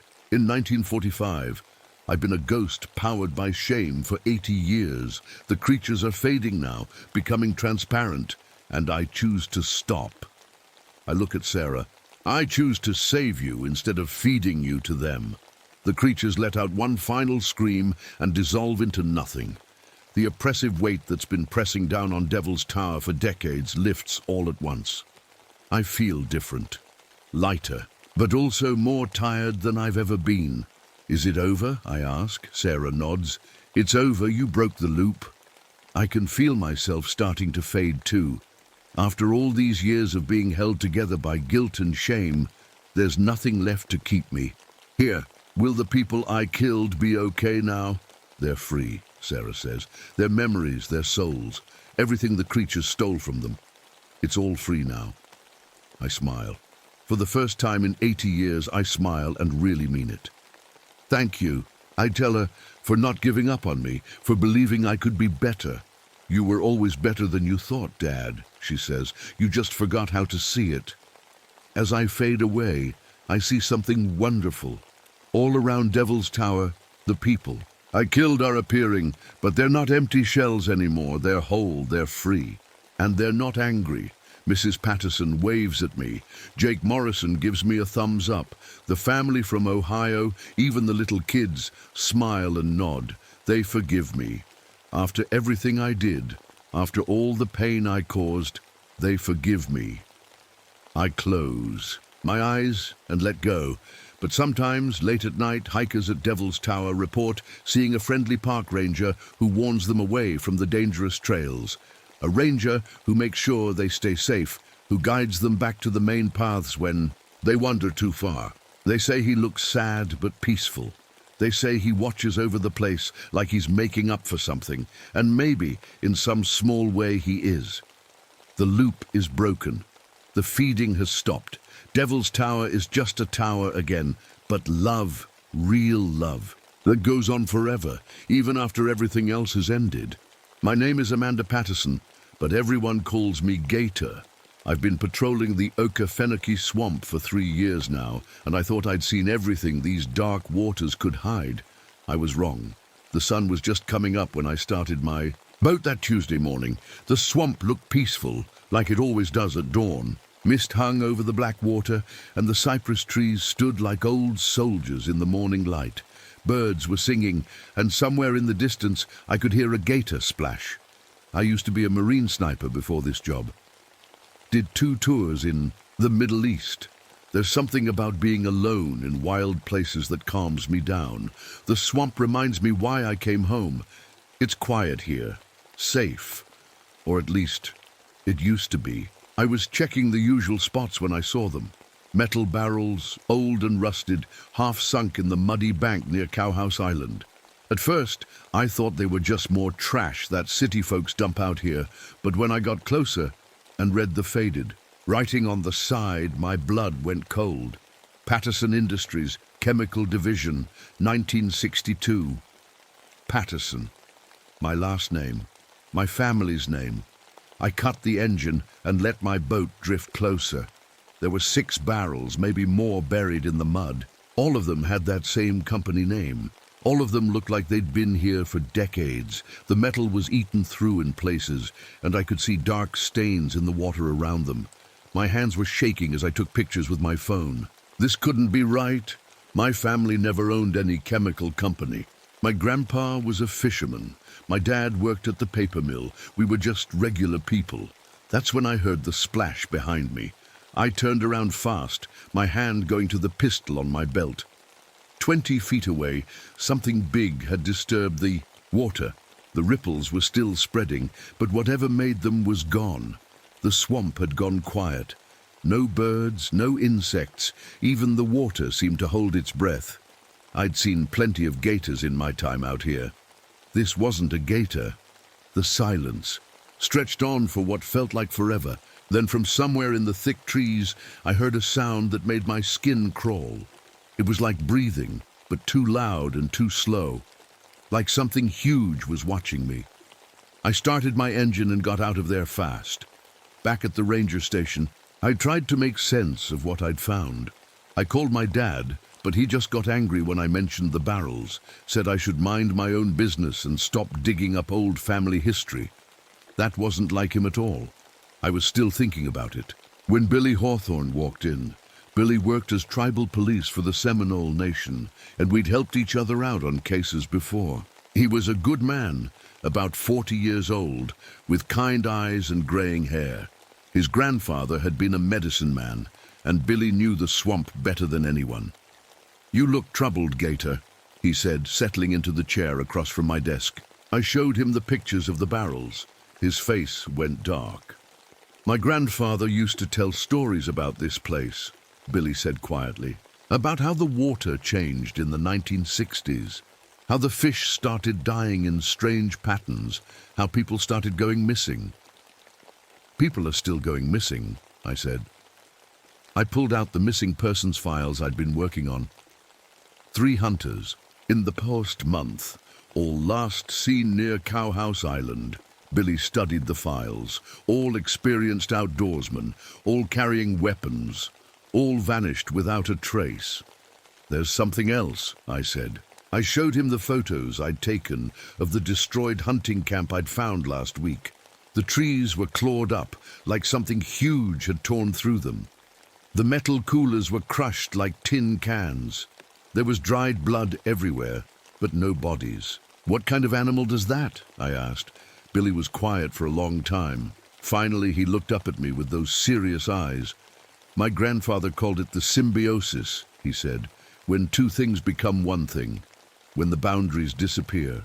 I didn't understand what he meant then. I wish I never had to learn. Outside, the sun was setting over the swamp. Soon it would be dark, and whatever was out there would be hunting again. I checked my rifle and made sure I had enough ammunition. I thought I was the hunter. I thought I was in control. But deep in my gut, something was already changing. Something that had been sleeping for years was finally waking up. And when I looked in the mirror that night, I could swear my eyes looked different. More yellow, more wild, like something that belonged in the swamp. The next morning, Billy and I went back to Cowhouse Island together. I wanted another look at those barrels, and he wanted to check something his grandfather had told him about years ago. The ride out was quiet. My boat motor hummed steady, and the water was smooth as glass. But I couldn't shake the feeling that we were being watched. Every shadow between the trees looked like it might move. Every ripple in the water made me jump. "You're nervous," Billy said. He was sitting in the front of the boat, scanning the water ahead. "Aren't you?" I asked. He nodded. "My grandfather always said fear keeps you alive out here. It's when you stop being afraid that you get into trouble." We reached the spot where I'd found the barrels. In daylight, they looked even worse. The metal was black with rust, and the smell coming off them made my stomach turn. It was sweet and rotten, like dead fish mixed with something chemical. Billy knelt down next to one of the barrels and touched the faded writing. 1962, he said. "That's when the changes started." "What changes?" "Dead fish, lots of them, but not scattered around like usual. They were floating in perfect circles, like something was drawing them into patterns." He pointed across the water. "My grandfather found the first circle right over there." I looked where he was pointing and felt my blood go cold. There, maybe 50 yards away, dead fish were floating in the water, and they were arranged in a perfect spiral. We took the boat over to look. The fish were all base, all about the same size. Their eyes were gone, and their skin had a weird shine to it, like oil. They'd been dead for a while, but they hadn't started to rot yet. "This is fresh," I said. "Whatever did this was here recently." Billy pulled out his radio to call it in, but all we got was static. Not regular static either. This sounded almost like voices, too far away to understand. "Radio's been acting up all week," I said, but that wasn't true. My radio had worked fine yesterday. We spent the next hour looking around the area. Billy found scratches on the cypress trees that were too high up for any normal animal. The bark was torn away in long strips, like something with huge claws had marked its territory. I found something worse. Hidden under some fallen branches, I found pieces of camping gear, a torn sleeping bag, a smashed cooler, a hunting rifle with the barrel bent in half. "This belongs to Tom Miller," I said, checking the name tag on the sleeping bag. Tom was one of the missing hunters. He disappeared 3 weeks ago. Billy examined the rifle. "What kind of animal has the strength to do this?" I didn't answer because I was staring at something else. In the soft mud near the gear, there were tracks, but they weren't like any animal tracks I'd ever seen. They started out looking like bare human feet. Then, about 10 feet later, they changed. The toes got longer, the prints got deeper.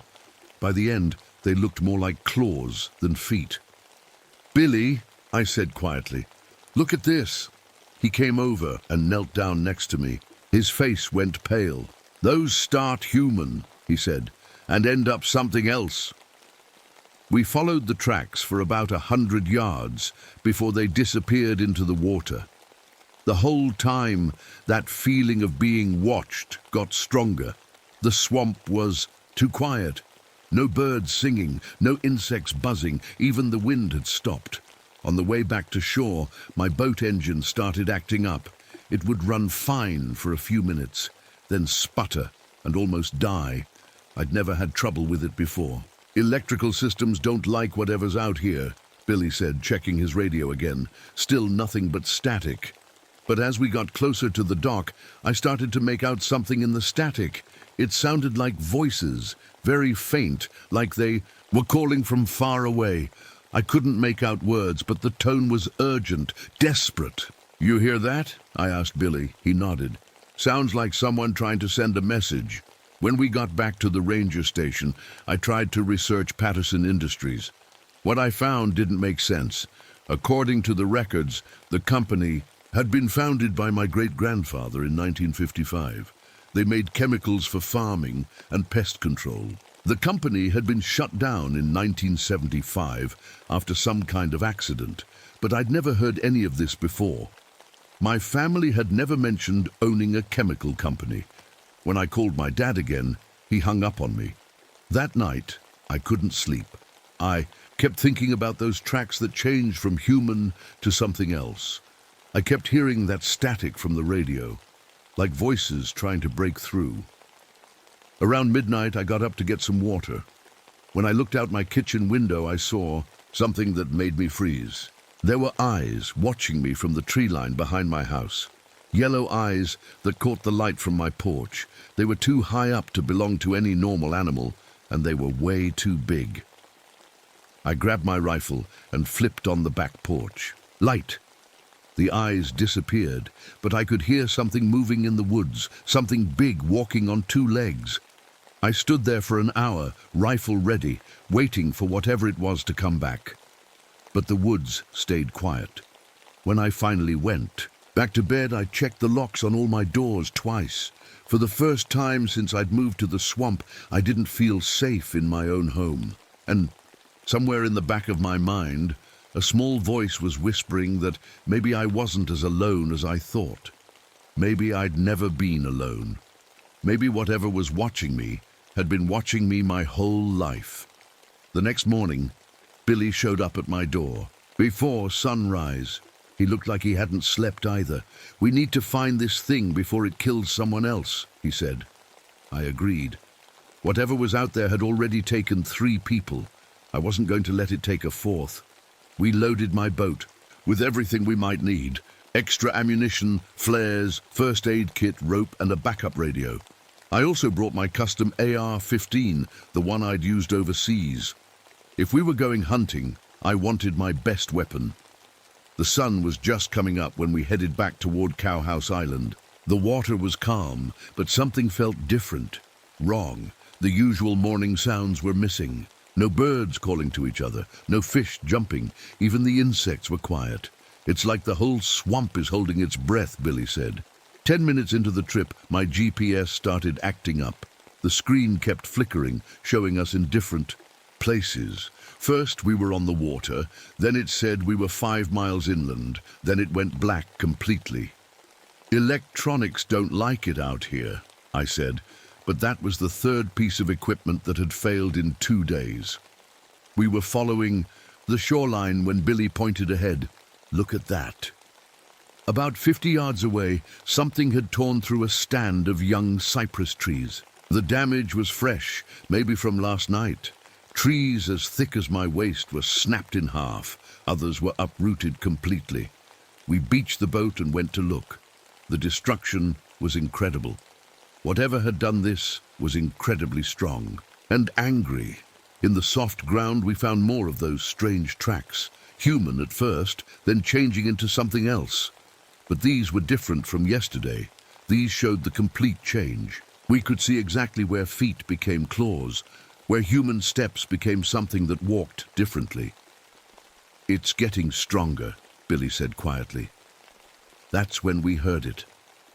From somewhere deep in the swamp came a sound that made every hair on my body stand up. It started low, like a growl, then got higher and louder. It sounded almost human, but wrong, like someone screaming underwater. The sound went on for maybe 10 seconds, then stopped. The silence that followed was worse than the noise. "We should go back," Billy said. But I was already moving toward the sound. Something inside me needed to find this thing, needed to see it face to face.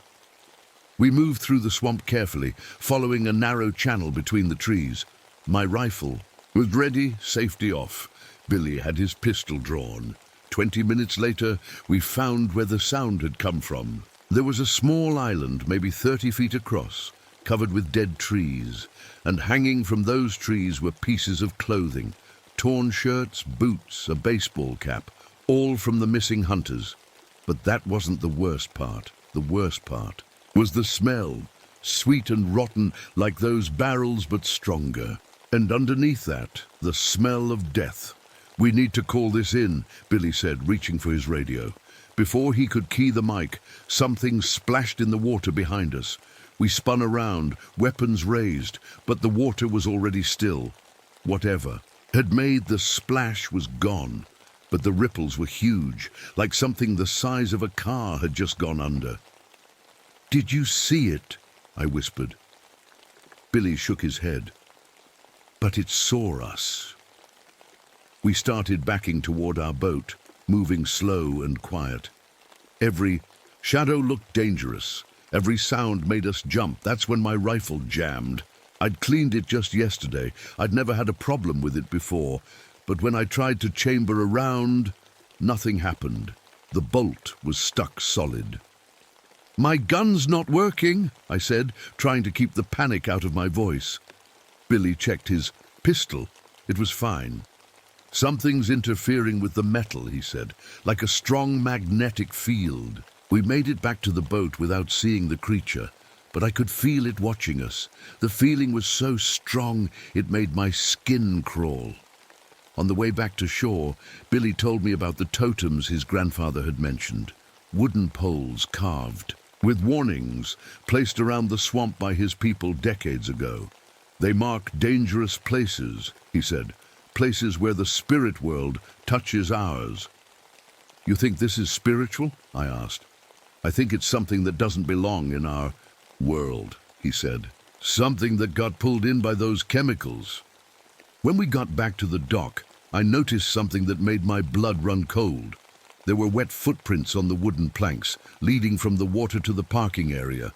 The prints started out looking normal, human, but by the time they reached my truck, they looked like claws. "It was here," I said. "While we were gone, it came here." Billy knelt down next to the prints. "These are fresh, maybe an hour old." I checked my truck. The tires had been slashed, all 4 of them, but the cuts weren't made by a knife. They were made by something sharp and curved, like claws. "It doesn't want us to leave," Billy said. As if to prove his point, his radio crackled to life. But instead of the dispatcher, we heard that same underwater screaming sound we'd heard in the swamp. The sound went on for a long time, and when it finally stopped, I could swear I heard something else in the static. It sounded like my name. That night I couldn't get the sound out of my head. Every time I closed my eyes, I saw those yellow eyes watching me. Every time I started to fall asleep, I heard that voice calling my name through the radio static. Around 3 a.m., I woke up standing in my backyard. I had no memory of getting out of bed, no memory of walking outside. I was just standing there in my pajamas staring at the tree line, and I had the strangest feeling that I'd been there for hours. The grass around my feet was dead. Billy picked me up the next morning. I didn't tell him about waking up in my backyard. I didn't tell him about the dead grass either. Some things are too strange to share, even with friends. We drove to the county records office in Waycross. I needed to know more about Patterson Industries, and Billy said his grandfather had mentioned seeing government trucks in the area back in the 1970s. The woman at the records desk was helpful at first, but when I told her what I was looking for, her face changed. "Patterson Industries files are sealed," she said. "Court order from 1975. "What kind of court order?" Billy asked. She looked around, then leaned closer. "The kind that comes from very high up, federal level. Those files have been locked away for almost 50 years, but Billy had a friend who worked in the basement archives. An hour later, we were looking at boxes of papers that weren't supposed to exist. What we found made me sick. Patterson Industries hadn't just made farm chemicals. They'd been working on something called Project Symbiosis for the military. The papers talked about biological weapons that could adapt to any environment, creatures that could survive in water, on land, even underground. The test site had been the Okefenokee Swamp. "Look at this," Billy said, holding up a government memo dated 1962. They were dumping experimental compounds directly into the water. They knew it would affect the local ecosystem. I read over his shoulder. The memo talked about acceptable losses and containment protocols. It mentioned that local wildlife had begun showing unusual adaptations within 6 months. But the worst part was a list of test subjects, human test subjects. They were using people, I whispered. Local people who wouldn't be missed. The list had names and dates, homeless men from nearby towns, drifters passing through. And at the bottom of the list, several names I recognized, Patterson family names. My own family was part of this, I said, my voice shaking.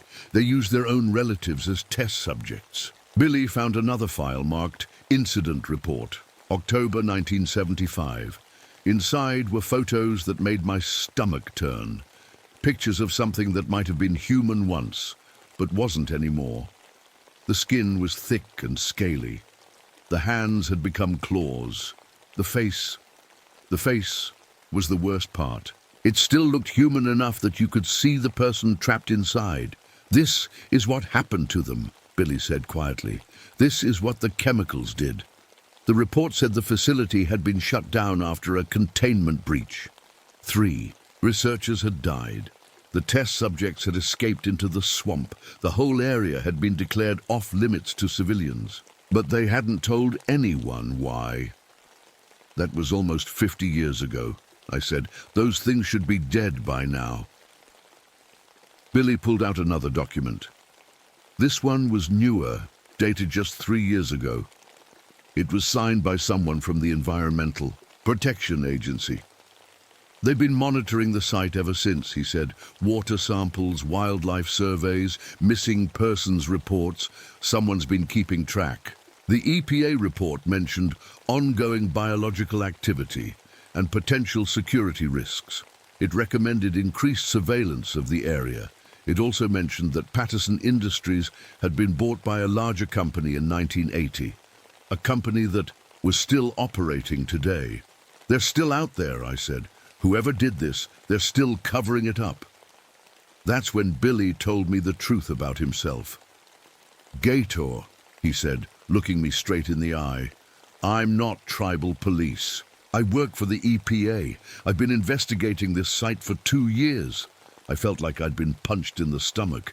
You lied to me. I had to. This case is classified. I wasn't supposed to tell anyone." He paused. "But after what we've seen, I think the cover-up is more dangerous than the truth." "So what's the truth?" I asked. "The truth is that Patterson Industries created something that was never supposed to exist, something that's been living in this swamp for 50 years, getting stronger and smarter." He showed me another file. "The missing persons reports go back decades. Someone's been feeding these things, keeping them alive." I thought about my family, about how my father had gotten angry when I mentioned the barrels, about how no one had ever told me about the chemical company. "My family's been covering this up," I said. "All these years, they've known what was out there." Billy nodded. "And I think someone's been making sure the creatures stay fed." That night, I went home and searched through my father's old papers. In a box in the attic, I found documents that confirmed my worst fears. My father had been getting payments from a company called Biosecure Solutions for 30 years. Small amounts, paid monthly. The payment vouchers were marked Site Maintenance Okefenokee. Site Maintenance, that's what they called it. But in the margins of one document, someone had written notes in my father's handwriting. Notes about feeding schedules and specimen locations. My own father had been keeping those things alive. I was sitting at my kitchen table, trying to make sense of it all, when I heard something outside. A scratching sound like claws on wood. I grabbed my pistol and went to the window. In the backyard, something was moving near the tree line, something big walking on two legs. As I watched, it came closer to the house. In the moonlight, I could see it clearly for the first time. It had been human once. I could tell by the shape of its body, by the way it moved. But the skin was thick and dark like leather. The hands had become long claws. And the face looked like mine. Older, changed, but unmistakably from the same family. The same eyes, the same nose, even the same scar on the left cheek that I'd gotten in a childhood accident. It stood there for a long time, just watching me through the window. Then it opened, its mouth, and spoke. Its voice was rough and wet, but I could understand the words. "Come home, Amanda," it said. "It's time to come home." Then it turned and walked back into the swamp, leaving me alone with the terrible knowledge that whatever was out there, it was family. And it was calling me to join it. I didn't sleep that night. Every time I closed my eyes, I saw that face. My face, but wrong, changed. I kept touching my own cheek, feeling for the scar I'd had since I was 7 years old. In the morning, I called in sick to work. I needed to understand what was happening to me before I could face anyone else. I started by looking at old family photos. Pictures of my grandparents, my parents, relatives I'd never met. What I found made my hands shake.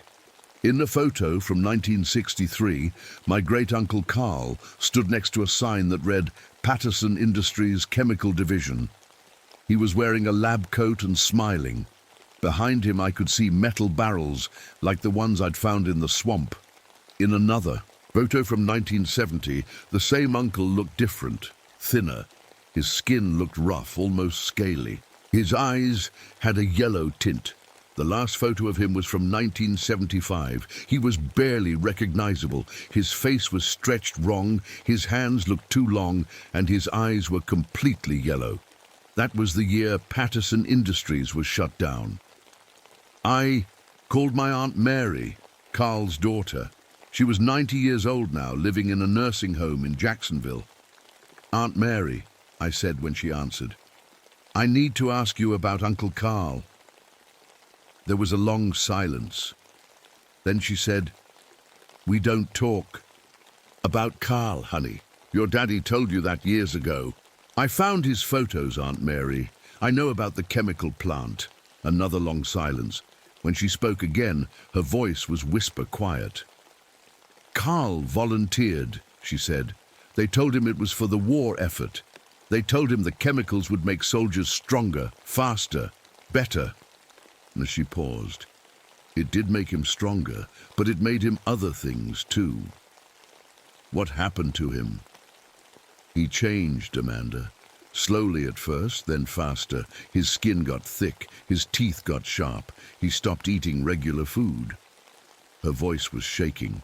"Now, near the end, he only came out at night. He'd disappear for days at a time, then come back with things. Dead things." "Where is he now?" "Still out there, I think. Still in the swamp. He's not the only one. There are others. Family members who got too close to those chemicals." She paused. "Amanda, honey, why are you asking about this?" I looked at my hands. The skin looked rougher than it had yesterday. The nails seemed longer. "I think it's happening to me too," I said. "That afternoon, Billy came to my house. I told him about the photos, about my conversation with Aunt Mary. I showed him my hands. 'The chemicals are still in the water,' he said. 'You've been exposed to them for years, working out there. It was bound to happen eventually.' How long do I have? I don't know. From what I've read, the change takes months, sometimes years." He looked at me seriously. "But once it starts, it doesn't stop." I went to the bathroom mirror and really looked at myself for the first time in days. My eyes were definitely more yellow. The scar on my cheek looked darker, raised. When I opened my mouth, my teeth looked sharper. "There has to be a way to stop it," I said. Billy was quiet for a long time. Then he said, "There might be, but you're not going to like it." He showed me another document from the EPA files. This one was marked Treatment Protocol Experimental. They developed an antidote in 1974, he said, but it was never tested on humans, too dangerous.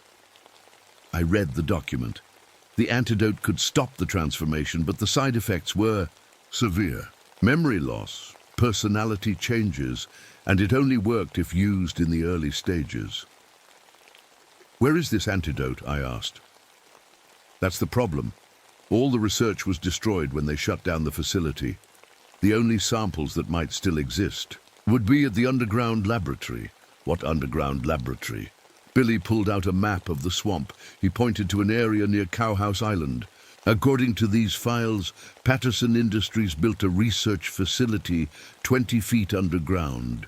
It was sealed up in 1975, but the building might still be intact.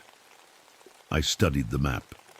The laboratory was right in the middle of where all the strange activity had been happening, right where the creatures were living.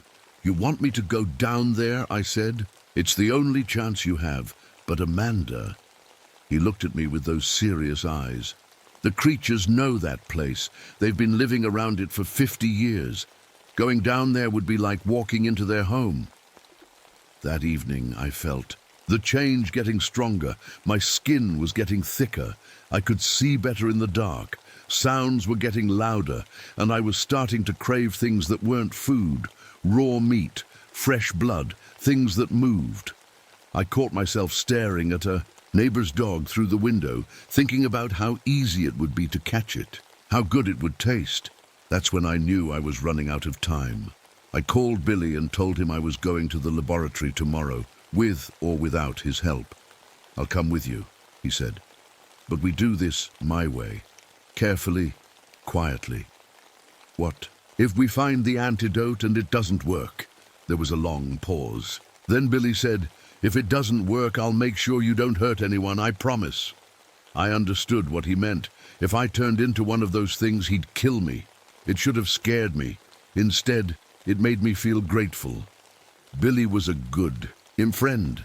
That night, I packed my gear, extra ammunition, rope, flashlights, and my father's old service pistol with one bullet left in it, just in case the antidote didn't work and Billy wasn't fast enough. I looked at myself in the mirror one last time.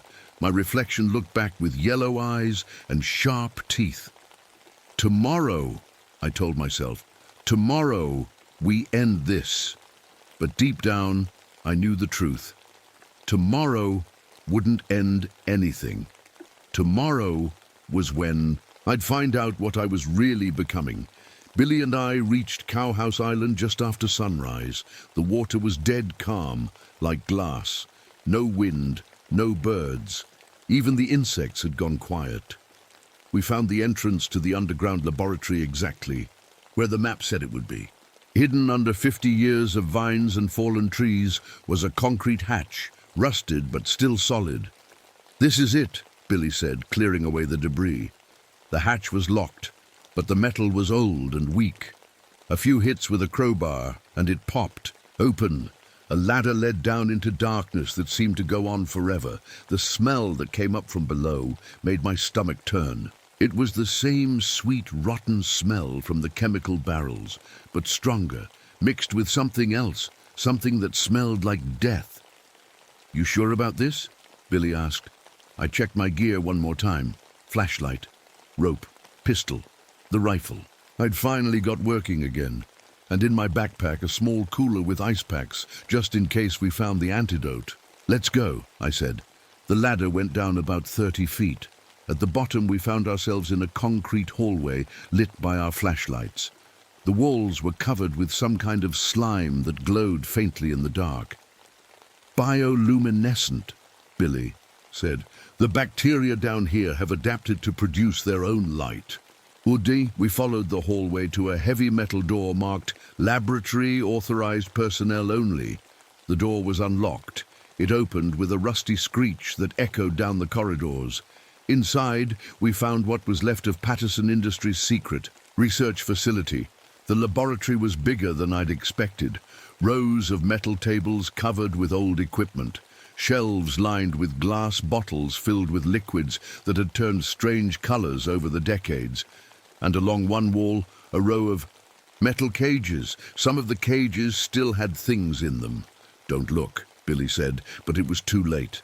The creatures in the cages had been human once. I could tell by their size, by the shape of their bones. But they'd changed into something else. Something that was part human, part animal, part something I couldn't identify. They were still alive. When our flashlight beams hit them, they started moving, reaching toward us with hands that had become claws, making sounds that were almost like words, but not quite. "Help us," one of them whispered. Its voice was like wind through broken glass. "We can't," I said, my voice shaking. "I'm sorry, but we can't." We moved deeper into the laboratory. In a back room, we found what we were looking for. A refrigerated storage unit still running, after all these years. Inside were dozens of vials filled with a clear liquid. "The antidote," Billy said, reading the labels. "Project Symbiosis, reversal agent, experimental." I picked up one of the vials. It was cold in my hands, and the liquid inside seemed to glow with its own light. "How do I know this will work?" I asked. Before Billy could answer, we heard footsteps in the hallway behind us. Slow, heavy footsteps coming our way. We turned off our flashlights and hid behind one of the metal tables. In the darkness, I could see shapes moving in the doorway. 3 of them walking upright, but wrong somehow. Their movements were too fluid, too quick. One of them spoke, and I recognized the voice immediately. "Amanda," it said, "we know you're here." It was my Uncle Carl, the one from the photos. 50 years older, 50 years more changed, but still recognizably family. "Come out, little niece," he said. "We've been waiting for you to come home." The other 2 creatures spread out through the laboratory. In the dim light from the slime, on the walls, I could see them clearly now. They had been human once, but the transformation was complete. Their skin was thick and dark like leather. Their hands were claws, their faces were stretched and wrong, but I could still see the family resemblance. "That's Cousin Jimmy," I whispered to Billy, "and that's my grandfather." My grandfather had died when I was 12. At least, that's what my family had told me. But here he was, transformed into something that wasn't quite human anymore. "The change doesn't have to hurt, Amanda," Uncle Carl said. "We can help you through it, make it easier." "We're family," my grandfather added. His voice was rough like gravel. "We take care of our own." I stood up slowly, keeping the vial of antidote hidden behind my back. "Why?" I asked. "Why did you let this happen to our family?" "Because it makes us better," Carl said. "Stronger, faster. We don't get sick. We don't get old. We live forever." "But you're not human anymore." "Human was the first step," my grandfather said. "This is evolution." That's when Billy made his move. He jumped up from behind another table and fired his pistol at Uncle Carl. The bullets hit him in the chest, but they barely slowed him down. The thick skin absorbed most of the impact. Carl laughed. "Bullets can't stop us, boy. Nothing can stop us." But the gunshots had disturbed something else in the laboratory. From the cages along the wall came screaming and rattling. The other test subjects, the ones who hadn't completed their transformation, were going crazy. In the chaos, Billy grabbed my arm. "The antidote," he said. "Take it now." I looked at the vial in my hand. Then I looked at my family members, transformed but still alive, still conscious, still able to think and speak. "There's something else," Carl said, moving closer. "Something we didn't tell you about the antidote." "Don't listen to him," Billy said. "The antidote works," Carl continued. "But to make it work, you have to give it something to fight against. You have to feed it the changed DNA of others like us." I didn't understand at first. Then the horrible truth hit me. "You have to kill us," my grandfather said simply. 5 of us drink our blood while the antidote is in your system. That's the only way it works. Billy was staring at me. That can't be true, but I knew it was. I could see it in their faces. My family was offering to die so I could live, but they were also testing me, seeing if I was willing to become a killer to save my own humanity. Choose, Amanda, Uncle Carl said. Stay human and become a murderer, or join us and stay family. I held the vial up to the light. Such a small thing to hold such a terrible choice. Either way, I was going to lose my soul. The question was whether I'd lose it as a human or as a monster. I stared at the vial in my hand for what felt like forever. Around me, my transformed family waited patiently. Billy kept his gun trained on them, even though we both knew it wouldn't do much good. There has to be another way, I said. There isn't, Uncle Carl said gently. We've had 50 years to think about this, Amanda. 50 years to try to find another solution. My grandfather stepped closer.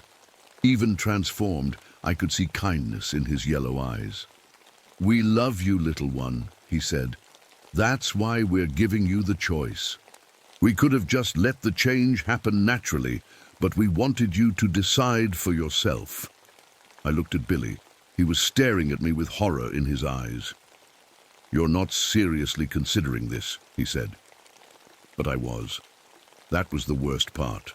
Standing there in that underground laboratory, surrounded by the evidence of 50 years of cover-ups and lies, I was actually thinking about it. 5 of us have to die for the antidote to work, I said slowly.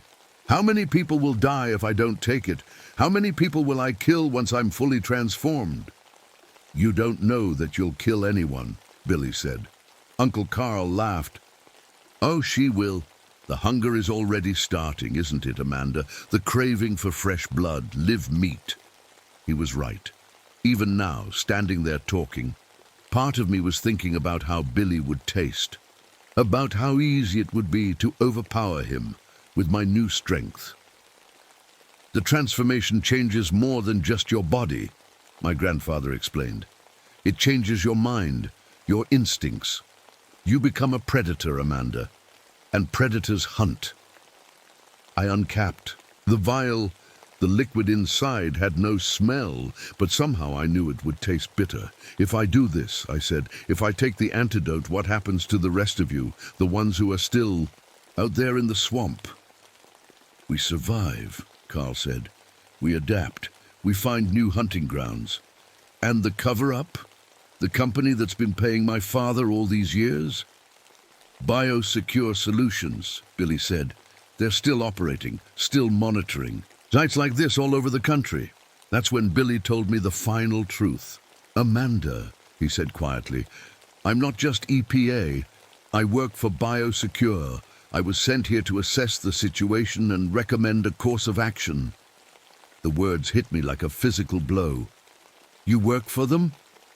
I work for the people trying to contain this mess, he said. The people trying to make sure it doesn't spread to other areas.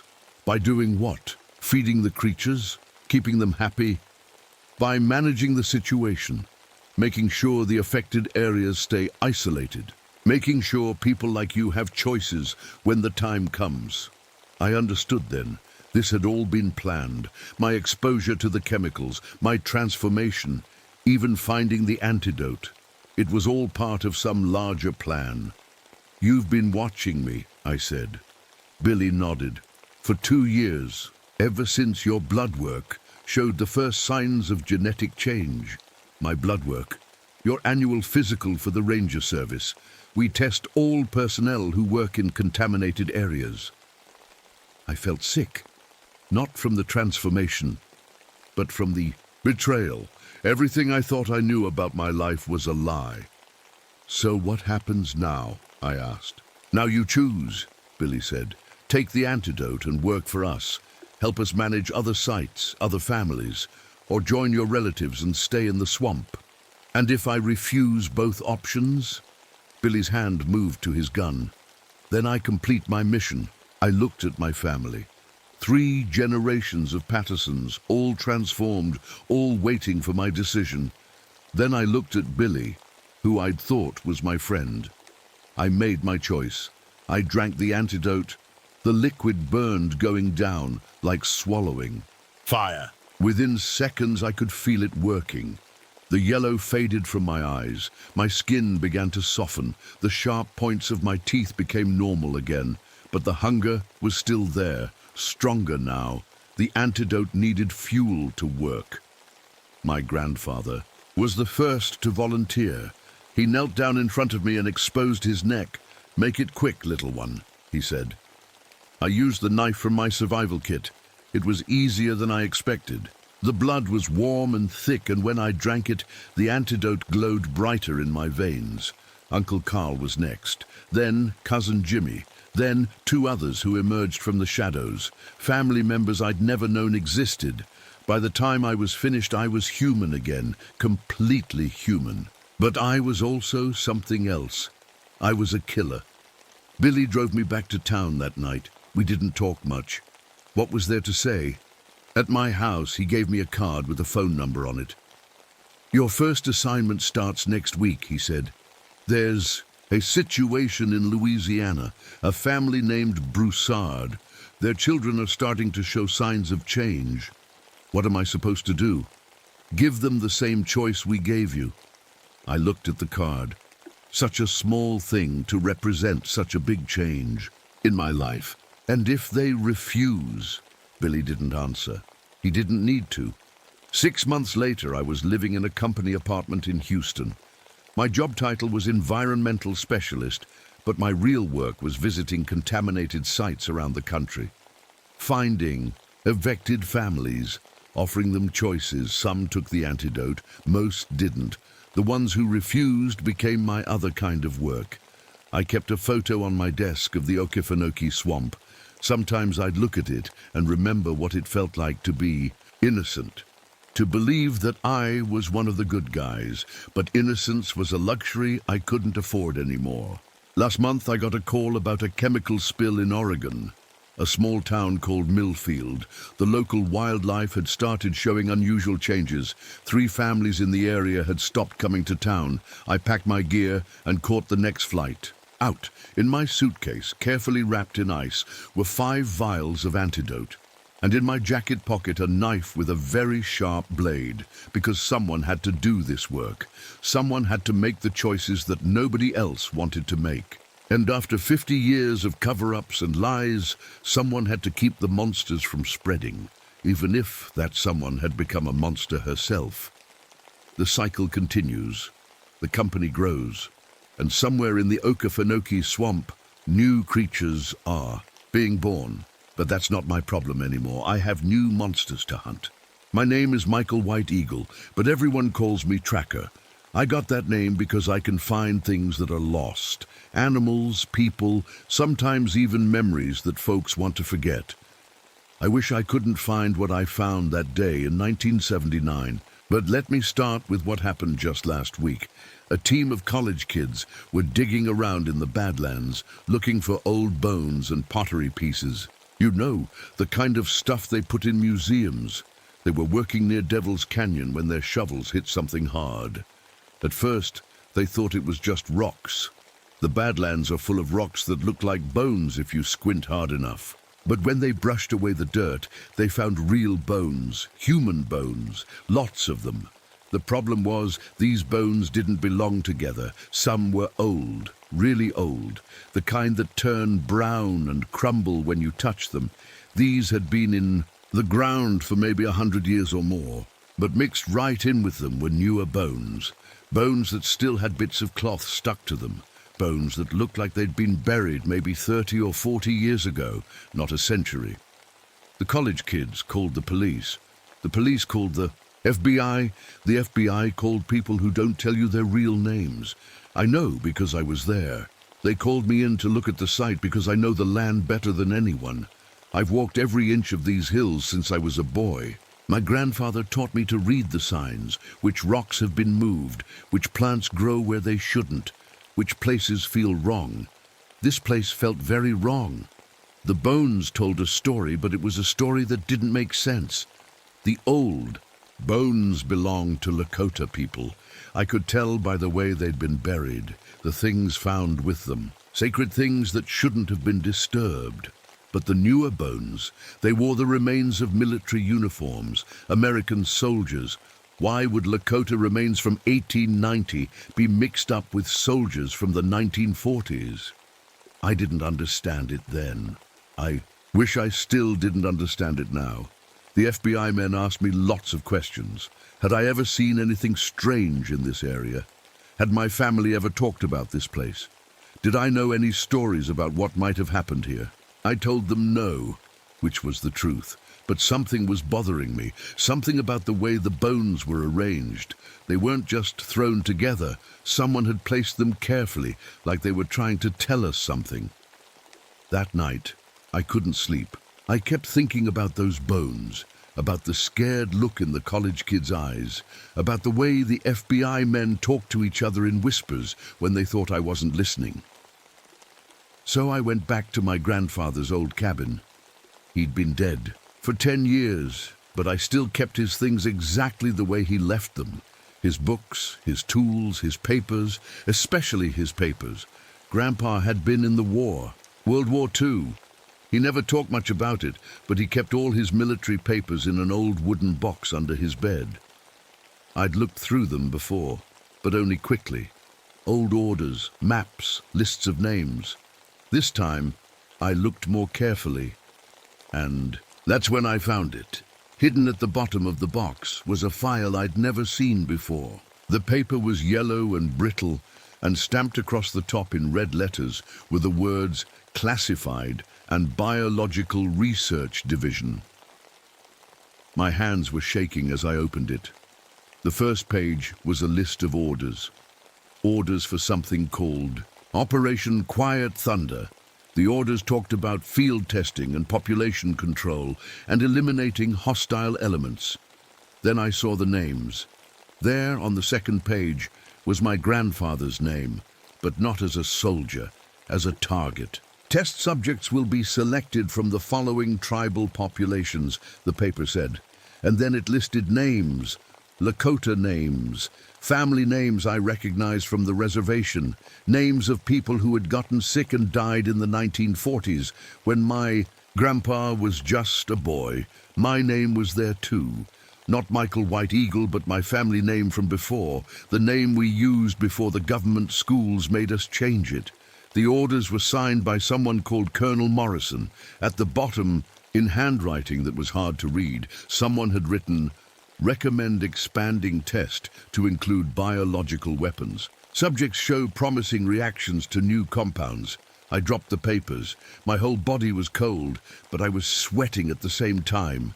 The bones in the pit weren't just random. They were connected. The Lakota remains from 1890. Those were my ancestors who died in the massacre at Wounded Knee. The soldiers from the 1940s. Those were the men who had used my people as test subjects for biological weapons. Someone had buried them together on purpose. Someone wanted this to be found. But who? And why now? I looked at the date on the military orders again. They were signed in the spring of 1943, right around the time my grandpa said his whole family got sick with the fever that killed most of them. Right around the time he said he started having the dreams about walking in other people's skins. 3 days after I found those papers, my nephew Jason came to visit me. He's not really my nephew, he's my cousin's boy, but I've known him since he was little. Smart kid. Real smart. He went to college back east and was working on some big paper about our people's stories and legends. Always had a notebook with him, always asking questions about the old ways. "Uncle Mike," he said, sitting down at my kitchen table, "I heard about what they found out at Devil's Canyon. That must have been hard for you." I poured him some coffee and sat down across from him. Jason looked tired. Dark circles under his eyes, like he hadn't been sleeping much either. "Yeah, it was hard," I said. "But I found something else, something that might explain what happened there." I showed him the military papers. Jason read them carefully, his face getting paler with each page. "This is incredible," he whispered. "Do you know what this means? This proves the government was doing medical experiments on our people. This could change everything." But something about the way he said it bothered me. He sounded excited, not angry, like this was good news instead of the worst thing I'd ever learned about my family. "There's more," Jason said, pulling out his own notebook. "I've been researching the area for my thesis, and there have been some strange things happening lately." He flipped through pages covered with his neat handwriting. 2 weeks ago, a family from Colorado was camping near Sage Creek. Mom, Dad, 2 kids. They were found in their RV the next morning. Jason paused. All 4 of them were dead. My coffee got cold in my hands. What happened to them? That's the weird part. The police said it looked like they'd been drained of blood, but there were no wounds on the bodies. No cuts, no bullet holes, nothing. Just empty. I felt that same cold feeling I'd had when I found the papers. "The police think it was some kind of animal attack," Jason continued. "But what kind of animal drinks blood without leaving marks? Where exactly did this happen?" Jason showed me a map he'd drawn. The campsite was marked with a red X, only about 5 miles from where we'd found the bones. "And there's something else," he said.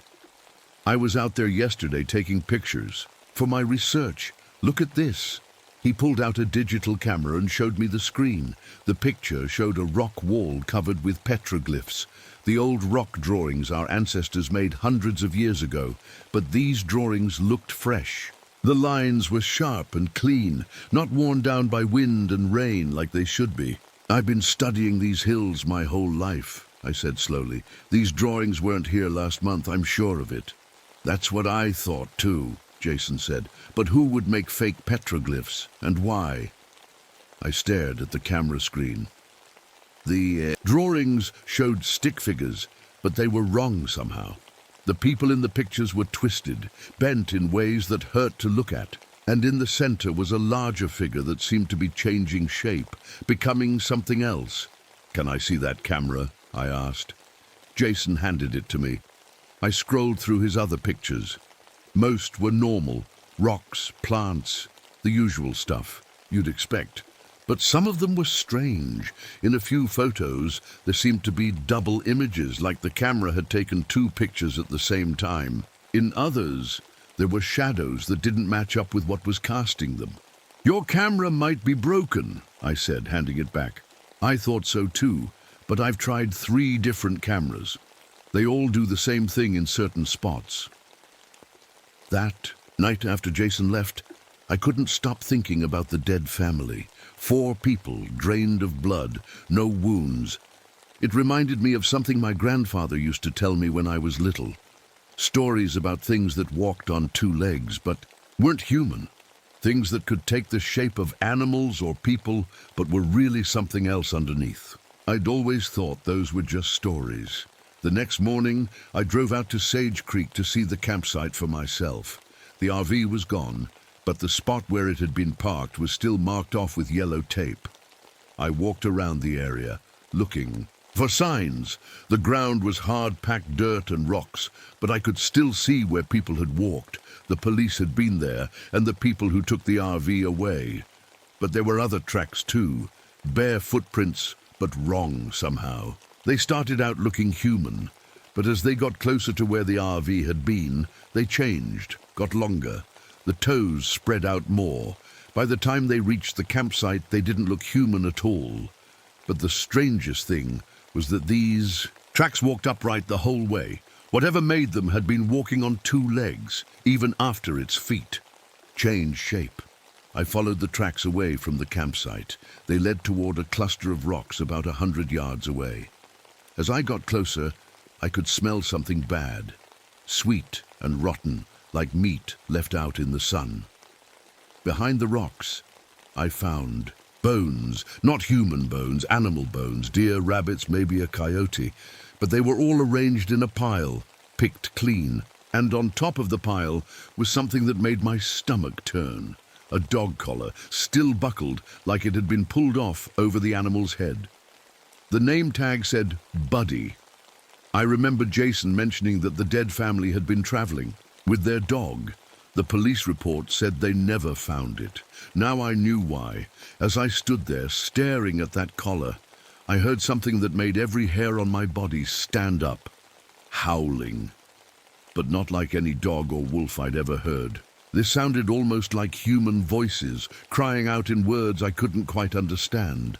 But underneath the howling, I could swear I heard something familiar. It sounded like Lakota, the old language my grandfather had taught me. And it sounded like it was calling my name.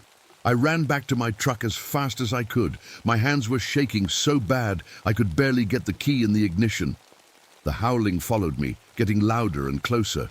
When I got home, Jason was waiting, on my porch. He had his camera and notebook, plus a backpack full of gear. "Uncle Mike, you look like you've seen a ghost," he said. "What happened?" I told him about the tracks, the bones, the dog collar. I told him about the howling that sounded like our language. Jason listened carefully, writing everything down. "This is exactly what I was hoping for," he said. "Hoping for." I stared at him. "Jason, people are dead. That family had kids." I know, that's terrible. But don't you see? This proves the old stories are real. The shapeshifters, the skinwalkers. This could be the discovery of the century." There was something in his voice that made me uncomfortable. He sounded too excited about this, too happy. "We need to call the police," I said. "And tell them what? That a monster killed those people? They'll think we're crazy." Jason shook his head. "No, we need to handle this ourselves. Tonight." "Tonight? I've been tracking this thing for weeks. It only comes out at night and always during the new moon. That's tonight." He pulled out his camera. "I need to get pictures, real proof." I wanted to say no. Every part of me was screaming that this was a bad idea. But Jason was family, and if there really was something out there killing people, someone had to stop it. "Fine," I said, "but we do this my way, and we bring protection." I went inside and got my grandfather's old hunting rifle. It was an old Winchester, but I kept it clean and it still shot straight. I also grabbed a box of bullets that had been blessed by the medicine man on the reservation. My grandfather always said blessed ammunition could stop things that regular bullets couldn't. We drove out to the Badlands just as the sun was setting. The sky turned red, then purple, then black. No moon, just like Jason had said. I brought my old radio, the kind that picks up CB channels and emergency frequencies. As we drove deeper into the hills, the radio started picking up static. But underneath the static, I could hear voices. "You hear that?" I asked Jason. He listened for a moment. Just static. But I could hear them clearly. Voices speaking in Lakota, but the words were wrong. They were talking about hunting, about feeding, about the taste of fear. And they were using names of people from the reservation, people who were still alive. We parked near Devil's Canyon and started walking. Jason had a flashlight, but I told him to keep it off. My eyes were used to the dark, and light would just make us easy to spot. After about an hour of walking, we found fresh tracks. The same kind I'd seen at the campsite, starting human but changing as they went. These tracks were still warm. Whatever made them had passed by recently. "This way," I whispered, following the trail. The tracks led us to a small valley between two hills. In the center of the valley was something that made my blood run cold. It was a camp, but not like any camp I'd ever seen. There were several structures made from bones and animal hides, arranged in a circle. In the center was a fire pit, still smoking, and around the fire were things that looked like people but weren't quite right. They were sitting perfectly still, staring into the fire.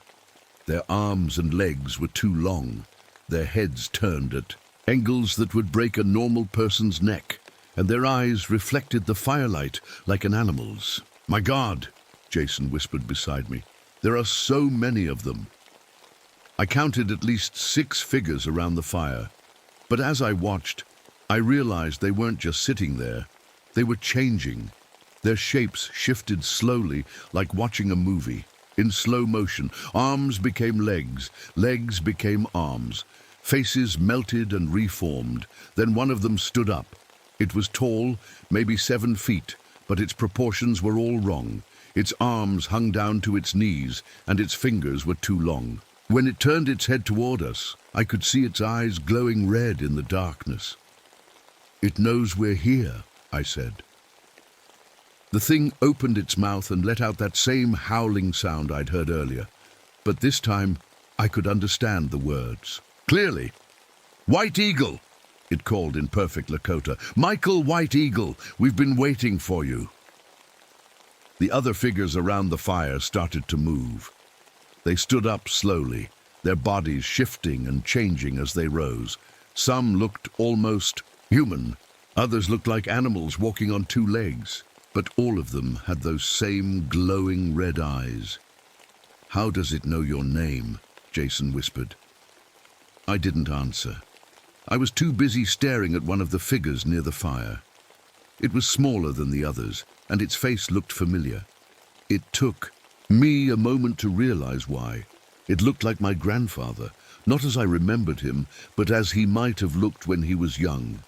Before the war, before whatever happened to him in those government experiments. "Grandfather?" I called out. The figure that looked like him smiled. But the smile was wrong. Too wide, with too many teeth. "Hello, Michael," it said in my grandfather's voice. "I've been waiting for you to find the truth, about what they did to us, about what we became." The radio in my hand started making noise. Not static this time, but voices. Clear voices speaking in English. "Subject 47 is in position," one voice said. "Tracker has made contact with the collective." "Copy that," another voice replied. "Begin recording. This is the final test." I looked at Jason. He was holding something in his hand. Not his camera, something small and electronic, with a red light blinking on it. "Jason," I said slowly. "What is that?" He looked at me with eyes that suddenly seemed much older than they should be. "I'm sorry, Uncle Mike," he said, "but this had to happen. We've been watching your family for a very long time." I backed away from Jason, raising my rifle. "What are you talking about? Who's been watching my family?" The creatures around the fire hadn't moved, but I could feel them watching us, waiting. Jason sighed and put the electronic device in his pocket. "My name isn't really Jason White Eagle," he said. "It's Jason Morrison. My grandfather was Colonel Morrison, the one who signed those orders you found." The world seemed to spin around me. "That's impossible. I've known you since you were little." "No, you haven't. Those are false memories, planted memories." He pulled out a thick folder from his backpack. "You've never had a nephew, Michael. You don't have any living family at all." My hands were shaking so hard I could barely hold the rifle. "You're lying. Your real family died in 1943, in the experiments. You were the only survivor because you were just a baby." Jason opened the folder and showed me photographs, old black and white pictures of people who looked like me. "These are your real parents, your real brothers and sisters." I stared at the photos. The faces looked familiar, but like people I'd seen in dreams. "The government has been watching you your entire life," Jason continued. "You were exposed to the biological weapons as an infant. It changed you, made you sensitive to certain frequencies, certain chemicals." "What chemicals?" "The same ones they used to create the shapeshifters." He nodded toward the creatures by the fire. "You think those are monsters, but they're not. They're the survivors, the people who were exposed to the experiments and lived." I looked back at the figure that looked like my grandfather. It was still smiling that terrible smile. "The Michael White Eagle you think you are is a fake identity, created by the government to monitor your reactions, your abilities." Jason pulled out more papers. "Every friend you've ever had, every job you've worked, every place you've lived, it was all arranged." My legs felt weak. I sat down hard on a rock. Why are you telling me this? Because the experiment is almost finished. We needed to see how you'd react when you learned the truth, how your body would respond to the stress. He looked at his watch. Any minute now, you should start feeling the changes. As he said it, I realized something was wrong with my vision. The darkness around us was getting brighter. I could see things more clearly than I should be able to, and my hearing was getting sharper too. I could hear the radio voices more clearly now. Subject's vitals are spiking, one voice said. Transformation beginning on schedule. The scars on your back, Jason said. You think they're from a Sundance ceremony, don't you? But they're not. They're from the surgical procedures. When you were a child, they implanted monitoring devices under your skin. I reached behind me and touched the raised scars I'd carried my whole life. They felt different now, harder, like there was something metal underneath.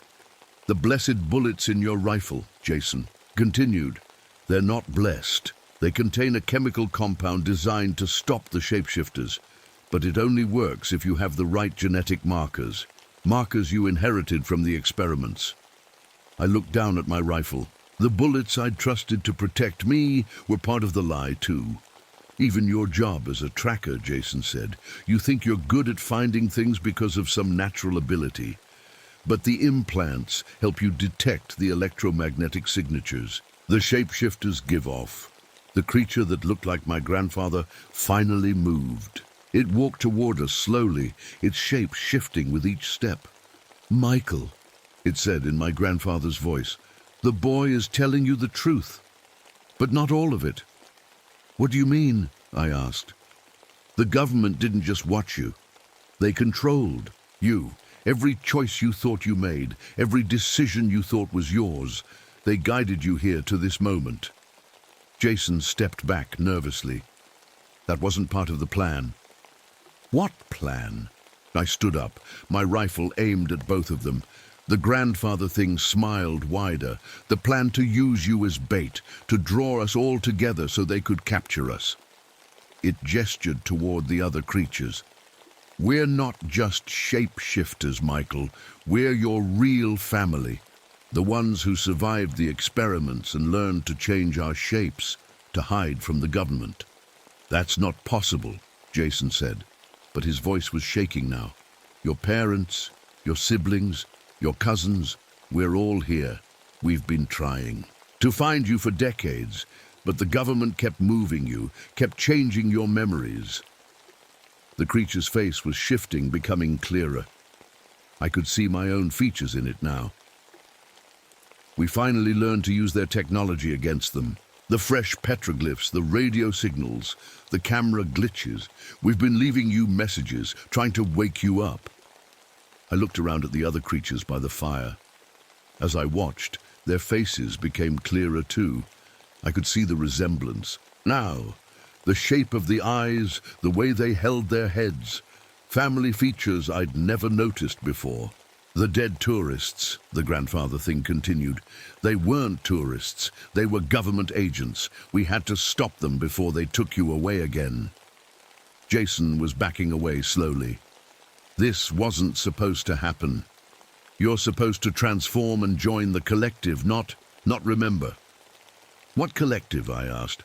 But Jason was running now, speaking into a small radio. Command, we have a problem. Subject is not responding as predicted. The shapeshifters are interfering with the programming. The radio in my hand crackled to life. All units, move in. Capture the subject and eliminate the anomalies. In the distance, I could see lights moving toward us. Vehicles, lots of them. The grandfather thing put a hand on my shoulder. Its touch was warm, familiar. Michael, it said, it's time to choose. Stay with them and remain a prisoner, or come with us and learn who you really are. I looked at the approaching lights, then at the creatures around the fire. My family, my real family. What happens if I go with you? We teach you to change, like us, to become something they can't control or monitor. The grandfather thing's eyes were sad now. But there's a price. Once you transform, you can never go back to being fully human. The lights were getting closer. I could hear engines, helicopters in the distance.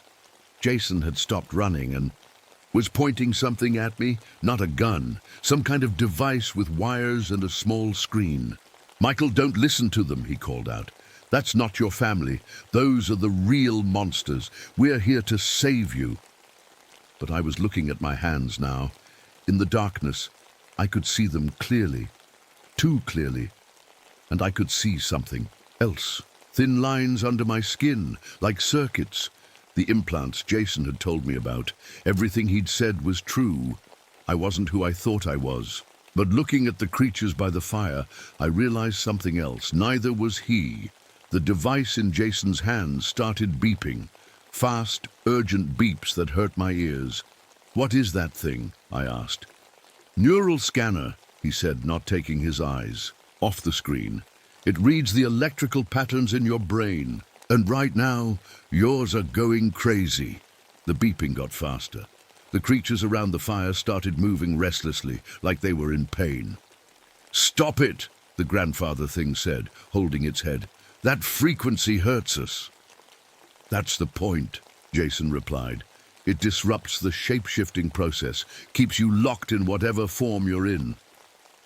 But something strange was happening to me too. The scars on my back were getting hot, like they were burning, and I could hear voices in my head. Not the radio voices, these were different, clearer. "Michael." It was a woman's voice, soft and familiar. "Can you hear me?" "Who's that?" I said out loud. Jason looked confused. "Who's what?" "Nobody's talking."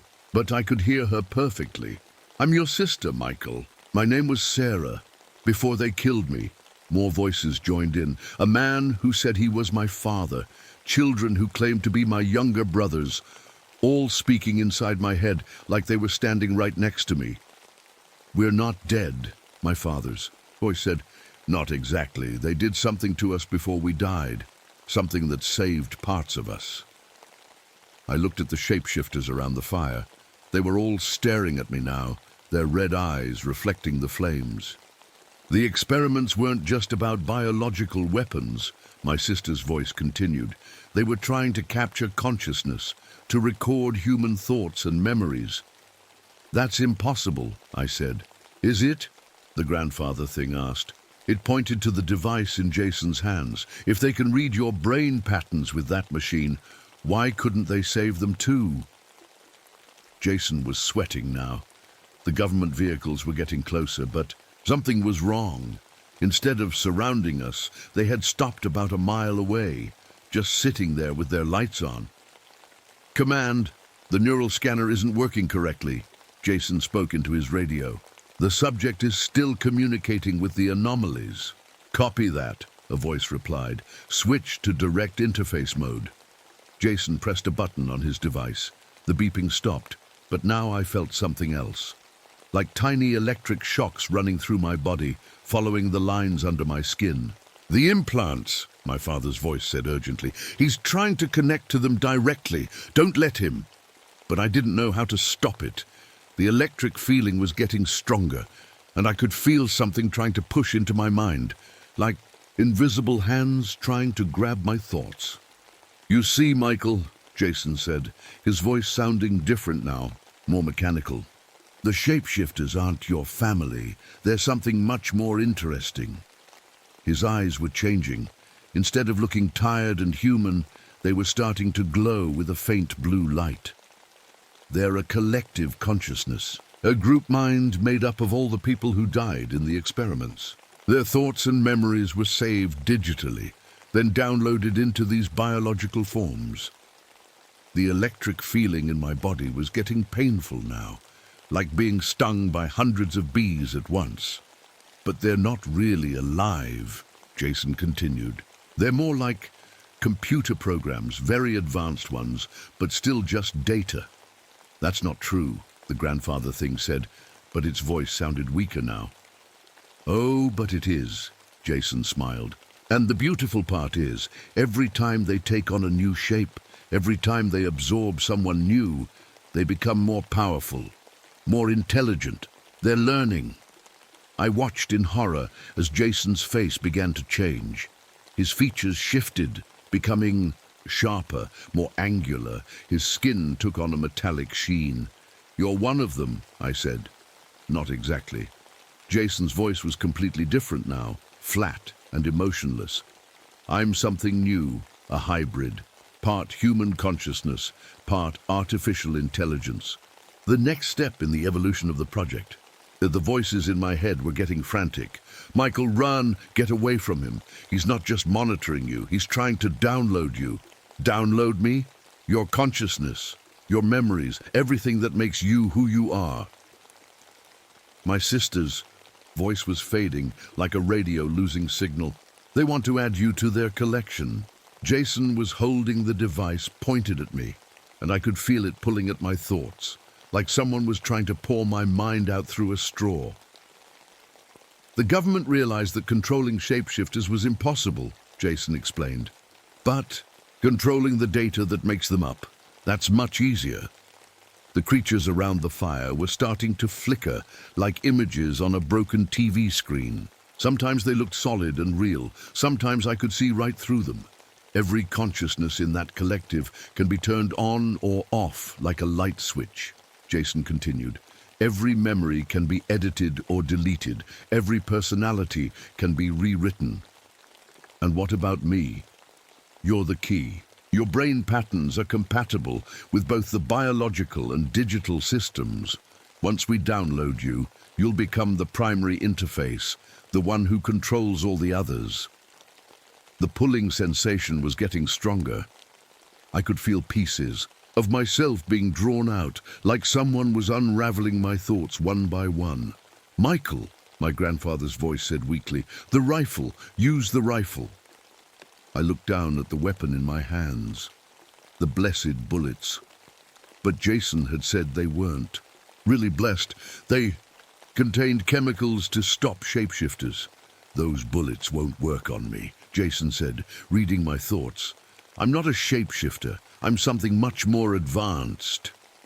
But I wasn't thinking about Jason. I was thinking about the device in his hands, the one that was stealing my mind. I raised the rifle and aimed it at the neural scanner. "Don't," Jason said. "If you destroy that device while it's connected to you, the feedback could kill you." My sister's voice whispered in my head, "Or it could set us all free." The government vehicles in the distance suddenly started moving again, racing toward us with their sirens blaring. I had maybe 30 seconds before they arrived. I could feel my memories slipping away, my childhood, my grandfather's stories, even my name, all of it being sucked into Jason's machine. "Choose quickly, Michael," Jason said. His face was almost completely inhuman now. "Join us willingly or we'll take you anyway." I looked at the shapeshifters around the fire. My family. Real or not, they were all I had left. I pulled the trigger. The bullet hit the neural scanner dead center. The device exploded in Jason's hands with a flash of blue light and a sound like breaking glass. Jason screamed. Not a human scream, something electronic and terrible. His body started twitching and sparking like a broken robot, but the pain hit me too. Every implant under my skin felt like it was on fire. I fell to my knees, clutching my head as electricity shot through my whole body. "Michael!" The voices in my head were louder now, clearer. "The connection is breaking!" Around the fire, the shapeshifters stopped flickering. They became solid again, more real-looking than before. The grandfather thing rushed over to help me stand. "What did you do?" Jason's voice was broken, cutting, in and out like a bad phone connection. Half his face looked normal, but the other half was showing metal underneath. Wires and tiny lights blinking under his skin. "I set them free," I said, though I wasn't sure what I meant. The government. Vehicles had reached us now. Men in black uniforms jumped out, carrying weapons and more of those electronic devices. But when they got close to the broken scanner, their equipment started going crazy, beeping and sparking and smoking. "Fall back!" one of them shouted. "The electromagnetic pulse is interfering with our systems." Jason was changing more now. The human parts of him were falling away like old paint, showing the machine underneath. But he was still talking. "You don't understand what you've done," he said.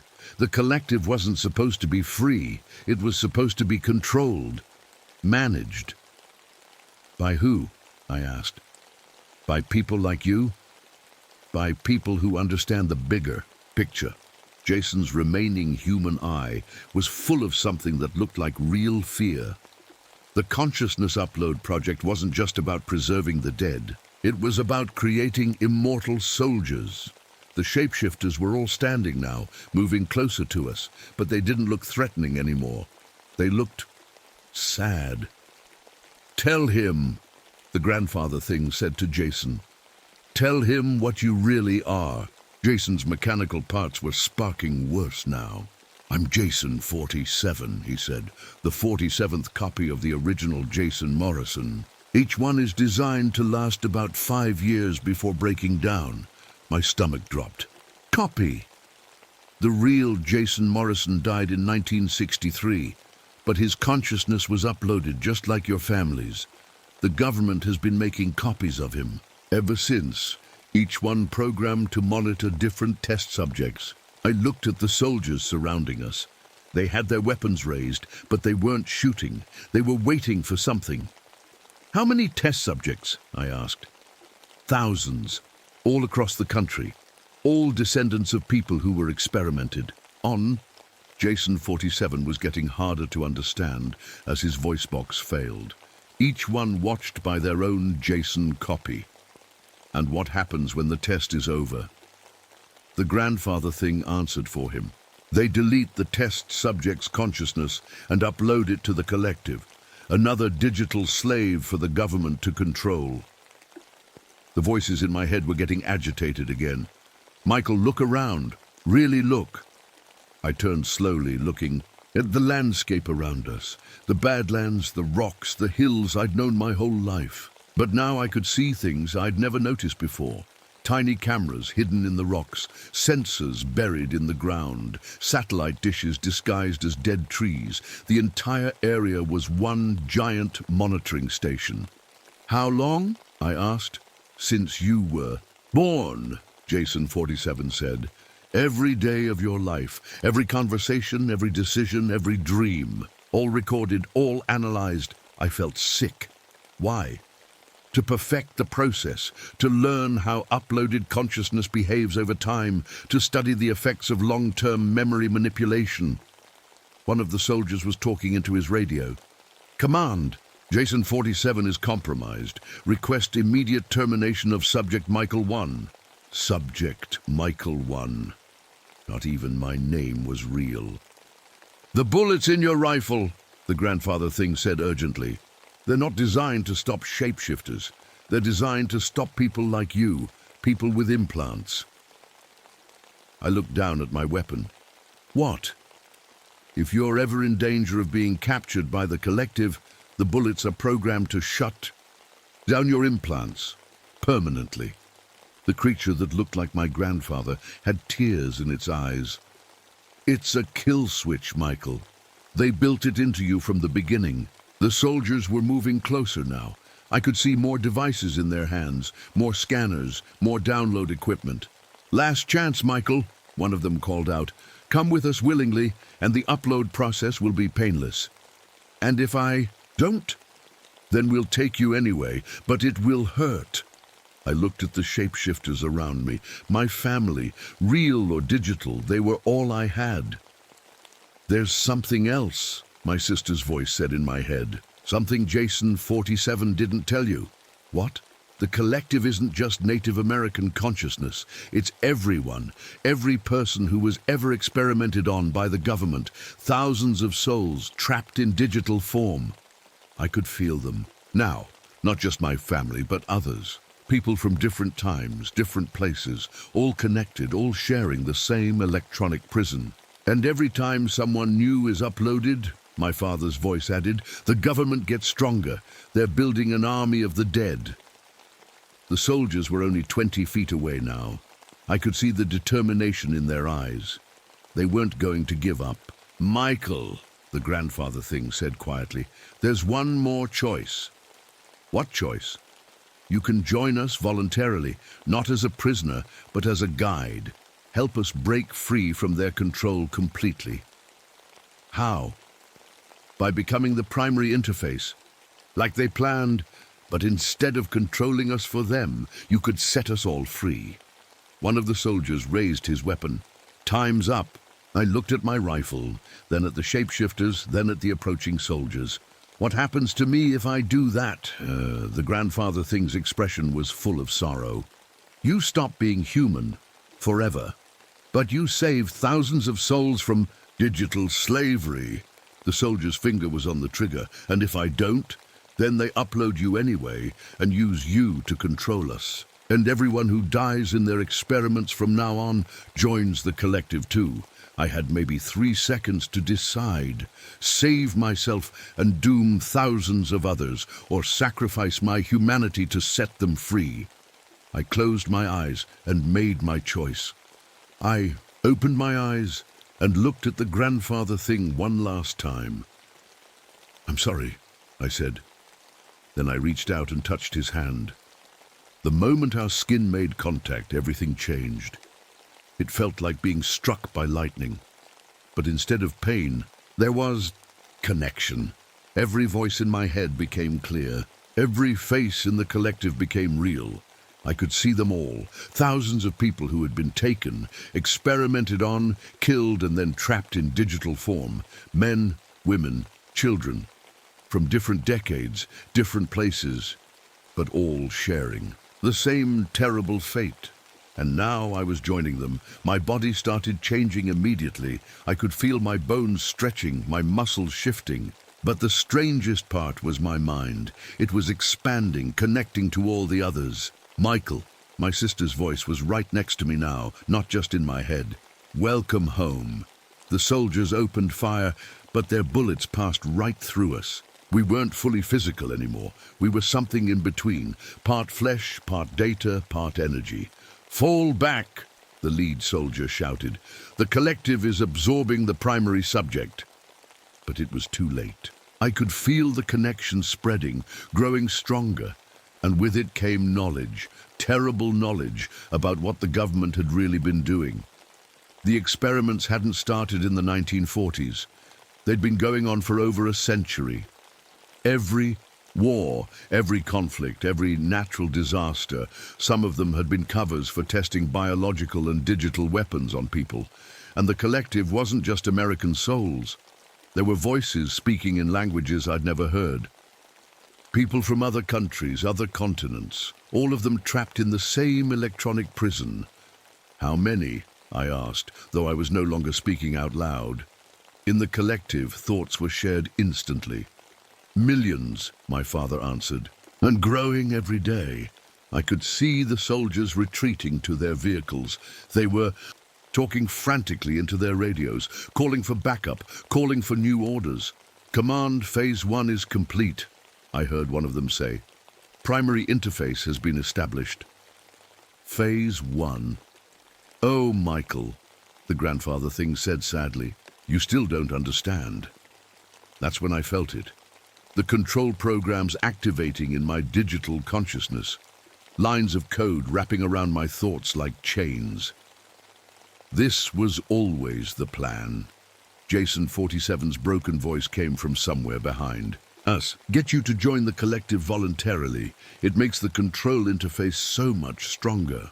I tried to move, tried to break free, but I couldn't. The connection that had seemed like freedom was actually a trap. "You see, a forced upload creates resistance," Jason 47 continued.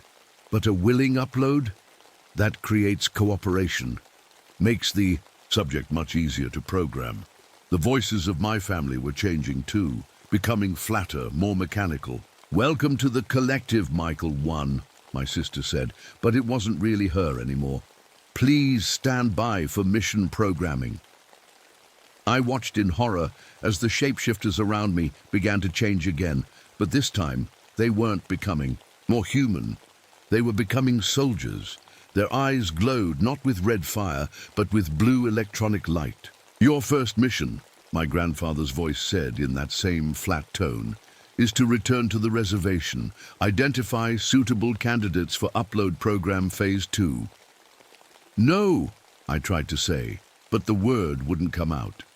"You will pose as Michael, White Eagle, returning from a successful hunt.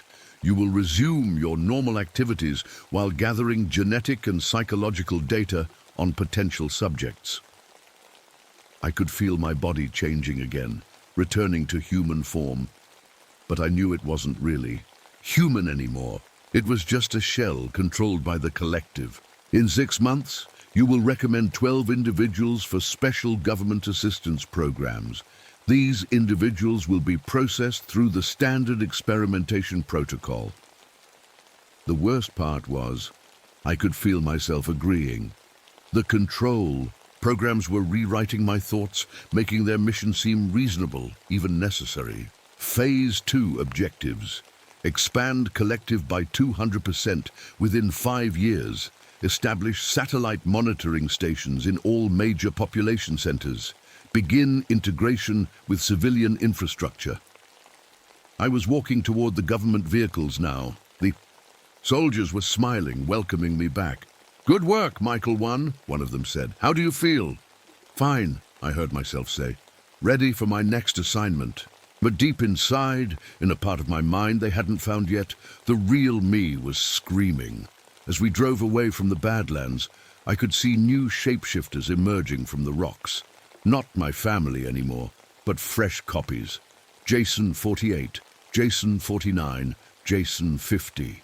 Each one heading off to monitor a different test subject, to guide them through the same process I'd just completed. "By the way," the soldier sitting next to me said casually, "we've identified your replacement." Replacement? For the Michael White Eagle identity. A young man named David Bear Claw. Just moved back to the reservation after college. No family. A few friends. Perfect candidate.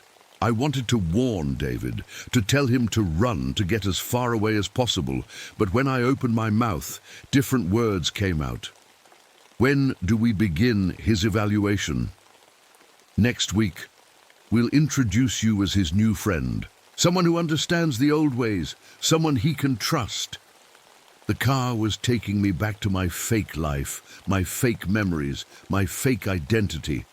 I would go through the motions of being human while secretly gathering data for the collective. And David, Bear Claw, would go through the same process I just had. The same choice between saving himself or saving others. The same trap disguised as sacrifice. Then someone after David, and someone after that. The collective would keep growing, one uploaded consciousness at a time. Each new member making it stronger, smarter, more capable of blending in with human society. And all of us would be slaves.